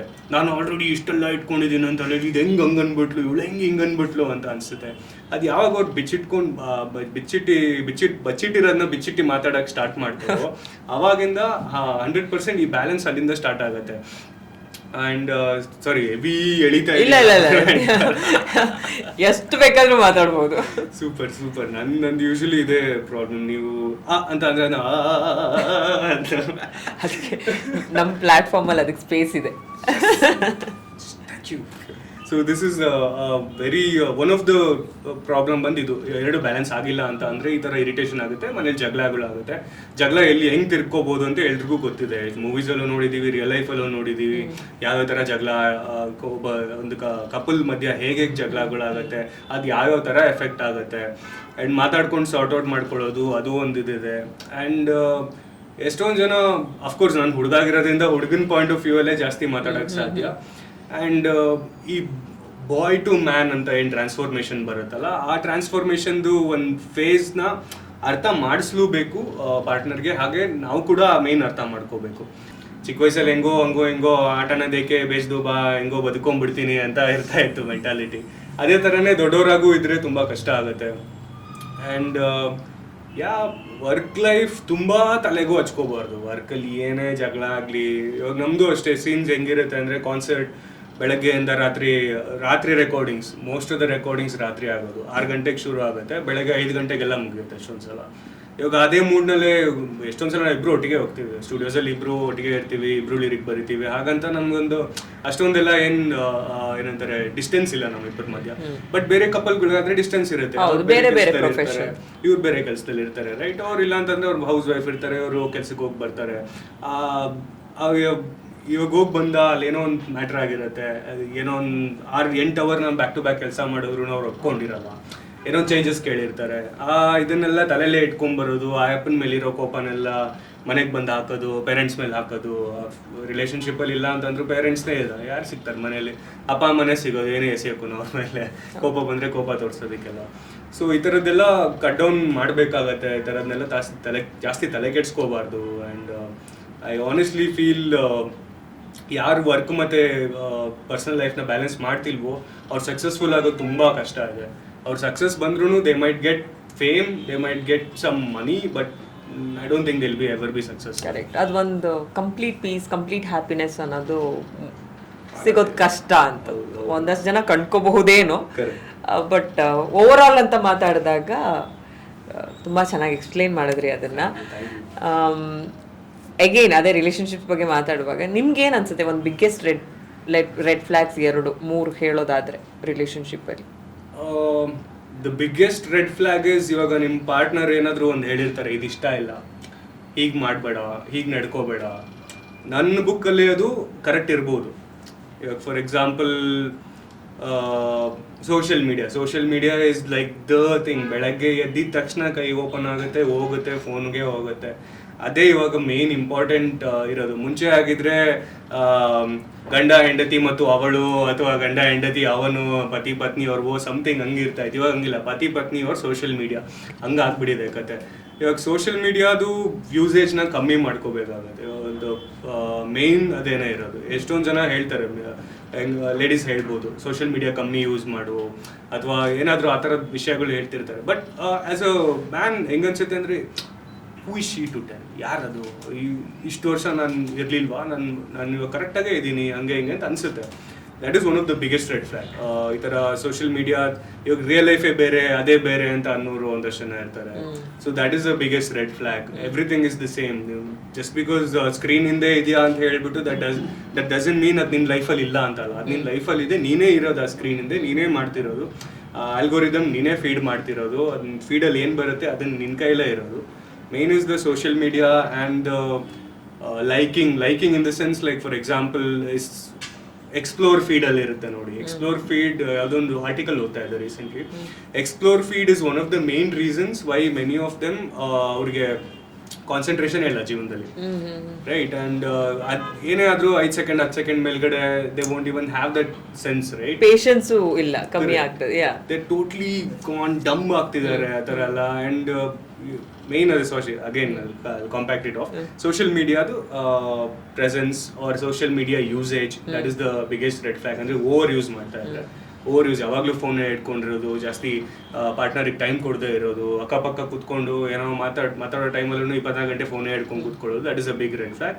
ಆ್ಯಂಡ್ ಎರಡನೇ ರೆಡ್ ಫ್ಲಾಗ್ ಅಂತ ಅಂದರೆ ರೆಸ್ಪೆಕ್ಟ್ ಕೊಡದೇ ಇರೋದು, ರೈಟ್? ಇವಾಗ ಒಂದು ಹೆಣ್ಮಗುಗೆ ನಾವೇನು ಮಾಡಬೇಕಾಗತ್ತೆ, ಪ್ರೀತಿ ತೋರಿಸ್ಬೇಕಾಗತ್ತೆ. ಅದೇ ರೀತಿ what a man expects is respect. As simple as that. ಇಬ್ರದ್ದು ಒಂದೇ ಫೀಲಿಂಗೆ, ಬಟ್ ನೇಮ್ ಬೇರೆ ಬೇರೆ ಇದೆ. ಇವಾಗ ಇವ್ರಿಗೆ ಪ್ರೀತಿ, ಬಟ್ ಅದೇ ಪ್ರೀತಿ ಹುಡುಗಂಗೆ ತೋರಿಸ್ತಾ ಇದ್ರೆ ಅದು ರೆಸ್ಪೆಕ್ಟ್ ಅನ್ನೋ ಥರನೇ ಬರುತ್ತೆ by the end of the day. ಈ ಒಬ್ರಿಗೊಬ್ರು ಅದನ್ನ ಕೊಡ್ತಾ ಇಲ್ಲ ಅಂತ ಅಂದರೆ that is another biggest red flag. ಇವಾಗ ಬಾಯಿ ಬಿಟ್ಟು ಹೇಳಿ ಕೂಡ, ಇವಾಗ ಇದು ನನ್ನ ಬೌಂಡ್ರಿ, ಇವಾಗ ಇಷ್ಟಿದೆ ಬೌಂಡ್ರಿ, ನಂಗೆ ಇದ್ರ ಕಂಡ್ರೆ ಆಗಲ್ಲ, ಅದು ಕಂಡ್ರೆ ಆಗಲ್ಲ. ಹೆಣ್ಮಕ್ಳು ಇದ್ರಲ್ಲಿ ತುಂಬಾ ಜಾಣರು ಇರ್ತಾರೆ, ಮೊದಲೇ ಹೇಳ್ಬಿಡ್ತಾರೆ ಈ ಥರ ಆಗುತ್ತೆ, ಈ ಥರ ಮಾಡಬಾರ್ದು, ಹಿಂಗೆ ಮಾಡಿದ್ರೆ ಹಿಂಗೆ ಆಗುತ್ತೆ. ಅದನ್ನ ಫಾಲೋ ಮಾಡೋದು ಅಗೇನ್ ಇಟ್ಸ್ ಎ ವೆರಿ ಏನಂತಾರೆ important thing, the most important thing. ಒಬ್ಬ ಹುಡುಗಂಗೆ, ಮೇನ್ಲಿ ನಾನು ಹುಡುಗರಿಗೆ ಜಾಸ್ತಿ ಬುದ್ಧಿವಾದ ಹೇಳಕ್ ಹೋಗೋದು, ಹುಡುಗಿರ್ಗೆ ಏನು ಅಷ್ಟು ಹೇಳಕ್ ಬೇಕಾಗಿಲ್ಲ. ಯಾಕಂತಂದ್ರೆ ದಟ್ಸ್ ಇನ್ಬಿಲ್ಟ್. ಲೈಕ್ ಅದೇನೋ ಹೇಳ್ತಾರಲ್ಲ, ಅದು ಕರಳು ಏನೋ ಗಟ್ ಫೀಲಿಂಗ್, ಅದು ತುಂಬಾ ಜಾಸ್ತಿ ಇರುತ್ತೆ ಹೆಣ್ಮಕ್ಳಲ್ಲಿ. ಅಂಡ್ ಗಂಡ್ ಮಕ್ಳಿಗೆ ಅದು ಸ್ವಲ್ಪ ಕಮ್ಮಿ, ಯಾಕಂದ್ರೆ ಅದು ಇದು ತಿಂದು ಅದು ಇದೆಲ್ಲ ಮಾಡಿ ಗಟ್ಟೆಲ್ಲ ಹಾಳಾಗೋಗಿರುತ್ತೆ, ಯಾವಾಗಲೂ ಗ್ಯಾಸ್ ಬಿಟ್ಕೊಂಡಿರ್ತಾರೆ. ಅದಕ್ಕೆ ಸ್ಟೈಲ್ ಆಫ್ ಎಕ್ಸ್ಪ್ಲನೇಷನ್ ಇದು. ಓಕೆ. ಸೊ ಆ ಗಟ್ ಫೀಲಿಂಗ್ ಅನ್ನೋದು ಹುಡುಗರಲ್ಲಿ ಒಂದು ಸ್ವಲ್ಪ, ಅದು ಡೇರಿಂಗು ಆಕ್ಟಿವಿಟೀಸು ಅದರಲ್ಲೆಲ್ಲ ಇವೇ ಇರುತ್ತೆ ಗಟ್ ಫೀಲಿಂಗ್. ನಾನು ಇದು ಮಾಡ್ಬೇಕು. ಬಟ್ ಈ ಥರ ಬೇಸಿಕ್ಕು ತುಂಬಾ ಇಂಪಾರ್ಟೆಂಟ್ ಆಗುತ್ತೆ. ಬೌಂಡ್ರೀಸ್ನ ತುಂಬಾ ರೆಸ್ಪೆಕ್ಟ್ ಮಾಡಬೇಕಾಗತ್ತೆ. ಆ್ಯಂಡ್ ಮೊದಲೇ ಹೇಳ್ಬಿಡ್ಬೇಕಾಗತ್ತೆ, ಈ ಥರ ಇದೆ, ನಂಗೆ ಈ ಥರ ಮಾಡಿದ್ರೆ ಹಿಂಗಾಗತ್ತೆ, ಈ ಥರ ಹಂಗೆ ಮಾಡಿದ್ರೆ ಆಗ್ಬಿಡುತ್ತೆ ಅಂತ. And the third biggest red flag is, ಇದನ್ನು ತುಂಬ ಅಬ್ಸರ್ವ್ ಮಾಡಿದ್ದೀನಿ. ಎಷ್ಟೊಂದು ಜನ ಹುಡುಗರು ರೋಡಲ್ಲಿ ಹೋಗ್ತಿರ್ತಾರೆ, ಕಪಲ್ಸ್ ಜೊತೆನೇ ಹೋಗ್ತಿರ್ತಾರೆ. ಇವಾಗ ಯಾವುದೊಂದು ಹುಡುಗಿ ಇವಾಗ ಹಿಂಗೆ ಪಾಸ್ ಆಗ್ತಿರ್ಬೋದು ಅಂತ ಅನ್ಕೊಳ್ಳೋಣ. ಕಣ್ಣು ಮುಂದೆಗೆ ಬಂದಾಗ ನೋಡೋದು ಅಫ್ಕೋರ್ಸ್ ಇಷ್ಟಿದ್ದೇ ಇರುತ್ತೆ, 180 ಡಿಗ್ರಿ ಕಾಣಿಸುತ್ತೆ ಎಲ್ರಿಗೂ. ಅಷ್ಟರಲ್ಲೂ ಇದ್ರೆ ಓಕೆ, ಹೋಗಿ ಹಿಂಗೆ ನೋಡ್ಕೊಂಡು ಹೋಗೋವರೆಗೂ ಫುಲ್ ಪಾರ್ಟ್ನರ್ ಇದ್ದಾಗ್ಲೂ ಕೂಡ ಹಿಂಗ್ ಮಾಡೋದೆಲ್ಲ ಇದ್ರೆ ಯಾರ್ ತಾನೇ ಇಷ್ಟ ಆಗತ್ತೆ ಹೇಳಿ? ಲೈಕ್ ಮನ್ಸು ಒಬ್ಬೊಬ್ರು ಬಾಯ್ಬಿಟ್ಟು ಹೇಳ್ಬಿಡ್ತಾರೆ, ಒಬ್ಬೊಬ್ರು ಬಾಯ್ಬಿಟ್ಟು ಹೇಳೋದಿಲ್ಲ. ಕಮ್ಯುನಿಕೇಶನ್ ಒಂದು, ಅದಕ್ಕೆ ಏನ್ ಆಡ್ ಮಾಡಕ್ಕೆ ಇಷ್ಟಪಡ್ತೀನಿ ಅಂದ್ರೆ, ಈ ತರ ನೀವು ಹೇಳಿದ್ರಿ ರೋಡಲ್ಲಿ ಹೋಗ್ತಾನ, ಇದು ಬೇಸಿಕ್. ಆತರ ತುಂಬಾ ಇನ್ನೂ ಡೆವಲಪ್ಡ್ ವರ್ಷನ್ ಸುಮಾರು ಬೇರೆ ಬೇರೆ ತರದ್ ಇರುತ್ತೆ. ಫಾರ್ ಎಕ್ಸಾಂಪಲ್ಸ್, ಅದನ್ನ ಹೇಳಿದಾಗ ಪಾರ್ಟ್ನರು ನಂಗೆ ಇದು ಇಷ್ಟ ಆಗ್ತಲ್ಲ, ಅದು ಯು ಬೀಯಿಂಗ್ ಪೊಸೆಸಿವ್ ಅಥವಾ ನೀನ್ ನ್ಯಾರೋ ಮೈಂಡೆಡ್, ಈ ತರದ ಒಂದಷ್ಟು ವಿಷಯಗಳು ಬರುತ್ತೆ. ಇದು ನಾವು ನಮ್ ಸುತ್ತಲೂ ಮುತ್ತಲು ಕಾನ್ವರ್ಸೇಷನ್ ನೋಡಿದೀವಿ, ನಮಗೂ ಎಕ್ಸ್ಪೀರಿಯನ್ಸ್ಗಳಾಗಿರುತ್ತೆ. ನೋಡಿದ ತಕ್ಷಣ ಅದೇನು ಕೆಟ್ಟದ ಇಲ್ಲಿಂದ ಶುರು ಆಗತ್ತೆ ಇದು. ಇದಕ್ಕೆ ಇದು ಕಾನ್ವರ್ಸೇಷನ್ ಮಾತಾಡ್ತಾ ಹೋದ್ರೆ ಅದಕ್ಕೆ ತುಂಬಾ ಆಯಾಮಗಳಿದೆ ಅದ್ರ ಬಗ್ಗೆ.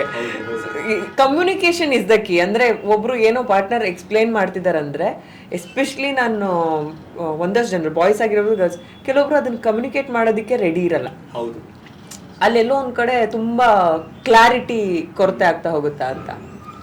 That is true.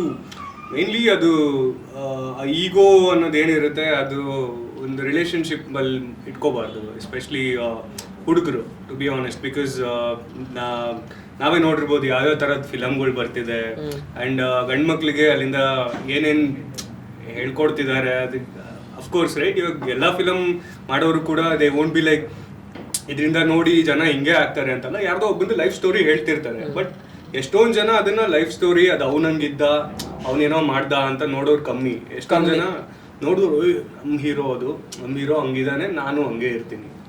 ಸಿನಿಮಾಗಳನ್ನ ಬಿಗ್ ಇನ್ಸ್ಪಿರೇಷನ್ ತಗೊಳ್ತಾರೆ. ಎಸ್ಪೆಷಲಿ ನಮ್ಮ ಸೌತಲ್ಲೂ ತುಂಬಾ ಇದೆ. ಅವ್ರ ಮ್ಯಾನರಿಸಮ್ ಫಾಲೋ ಮಾಡೋದ್ರಿಂದ ಹಿಡಿದು ಅವ್ರ ಬಿಹೇವಿಯರ್ನು ಮನೆಗಳಲ್ಲಿ ಫಾಲೋ ಮಾಡೋದಂದ್ರೆ ಏನೋ ಬ್ಲೈಂಡ್ ಬಿಲೀಫ್. ಒಂದ್ ಸಿನಿಮಾಗ್ ನೋಡೋದಿಲ್ಲ. ಎಕ್ಸಾಕ್ಟ್ಲಿ. ಸೊ ಹೀಗಾಗಿದ್ರಿಂದ ಈ ಈಗೋ ಇಶ್ಯೂಸ್ ಯಾವಾಗ ಮಿಡ್ಲಲ್ಲಿ ಬರುತ್ತೋ ಅವಾಗ ಈ ಥರ ತುಂಬ ಬರುತ್ತೆ. ಬೇಜಾರು ಮಾಡಿಸೋದು. ನೀವು ಹೇಳ್ದಂಗೆನೆ ಎಷ್ಟೊಂದು ವರ್ಡ್ಸ್ಗಳು ಮ್ಯಾನ್ಸ್ಪ್ಲೇನಿಂಗ್ ಅಂತ ಏನು ಹೇಳ್ತಾರಲ್ಲ, ಲೈಕ್ ಇವಾಗ ಹಿಂಗಂದ್ರೆ ಇದು ಇದಕ್ಕೋಸ್ಕರ ನಿಂಗೆ ಹಿಂಗೆ ಆಗ್ತಾ ಇದೆ, ಇದಕ್ಕೋಸ್ಕರ ನಿಂಗೆ ಹಂಗೆ ಆಗ್ತಾ ಇದೆ, ನೀನು ಡಾಕ್ಟ್ರಿಗೆ ತೋರಿಸ್ಕೋ, ಸಮ್ ಸೀನ್ ಲೈಕ್ ದ್ಯಾಟ್. ಆ ಥರ ಎಲ್ಲ ಮಾಡಕ್ಕೆ ಬರ್ತಾರೆ. ಅದು ಒಂದು ಇಂಪಾರ್ಟೆಂಟ್ ಹೆವಿ ಲೆಸನ್ ನಾನು ಏನು ಕಲಿತೆ ಅಂದರೆ ನನ್ನ ರಿಲೇಷನ್ಶಿಪ್ಪಲ್ಲಿ ಲೇಡೀಸ್ ಎಕ್ಸ್ಪ್ರೆಸ್ ಮಾಡ್ತಾರೆ. ಅವ್ರಿಗೇನೇನು ಫೀಲಿಂಗ್ ಹೋಗ್ತಿದೆಯೋ ಮನಸ್ಸಲ್ಲಿ ಅದನ್ನು ಎಕ್ಸ್ಪ್ರೆಸ್ ಮಾಡ್ಕೋತಾರೆ. ದಟ್ ಡಸಂಟ್ ಮೀನ್ ಅದೊಂದು 100% ಕಂಪ್ಲೇನ್ ಆಗಿ ಅಥವಾ ಅದು ಆ ಒಂದೇ ಒಂದು ನ್ಯಾರೋ ಮೈಂಡಲ್ಲಿ ಅವರು ಅದನ್ನೇನು ಯೋಚನೆ ಮಾಡ್ತಿರ್ತಾರೆ 24 ಗಂಟೆ ಅನ್ನೋ ಥರ ಇರಲ್ಲ. ಅದು ಒಂದು ಪಾಸಿಂಗ್ ಕ್ಲೌಡ್ ಥರ, ಒಂದು 10 ನಿಮಿಷ ಅಥವಾ 5 ನಿಮಿಷದಲ್ಲಿ ಆ ಫೀಲಿಂಗ್ ಚೇಂಜ್ ಆಗುತ್ತೆ. ಅದನ್ನ ಹುಡುಗರು ಅರ್ಥ ಮಾಡ್ಕೋಬೇಕಾಗತ್ತೆ. ಮೇನ್ ನಾನು ಸ್ಟಾರ್ಟಿಂಗಲ್ಲಿ ಅರ್ಥ ಮಾಡ್ಕೊಂತಿರ್ಲಿಲ್ಲ ಅದನ್ನ. I use to be like same, ಏನಕ್ಕೆ ಇಷ್ಟೊಂದು why is she thinking so negative, ಈ ಥರ ನೆಗೆಟಿವ್ ಥಿಂಕ್ ಮಾಡೋದು ಬೇಕಾ? ಬಟ್ ಅವ್ರದ್ದು ಅದೊಂದು 5 ನಿಮಿಷದ ಥಾಟ್ ಅದು. ಇವಾಗ ನಮ್ಮ ಹುಡುಗರ್ದು ಹೆಂಗಿರುತ್ತೆ ಅಂದರೆ ಒಂದು 5 ನಿಮಿಷದಲ್ಲಿ ಥಾಟ್ ಚೇಂಜ್ ಆಗಲ್ಲ. It will take hours. ನಮ್ಗೆ ಹೆಂಗ್ ಅನ್ಸುತ್ತೆ ಅಂದ್ರೆ ನಮ್ದು ಒಂದು ಫೀಲಿಂಗ್ ಹಿಡ್ಕೊಂಡ ಅಂತ ಅಂದ್ರೆ ನಾನು ಆ ಫೀಲಿಂಗ್ನ ಅಟ್ಲೀಸ್ಟ್ ಒಂದು 2 ಅವರ್ ಆದ್ರೂ ಉಚ್ತೀನಿ. ಹಂಗಿರುತ್ತೆ ಒಬ್ಬ ಹುಡುಗನ ಮನಸ್ಸಲ್ಲಿ. ಹುಡುಗಿರ್ದ ಚೇಂಜ್ ಆಗ್ತಿರುತ್ತೆ. She might be feeling low.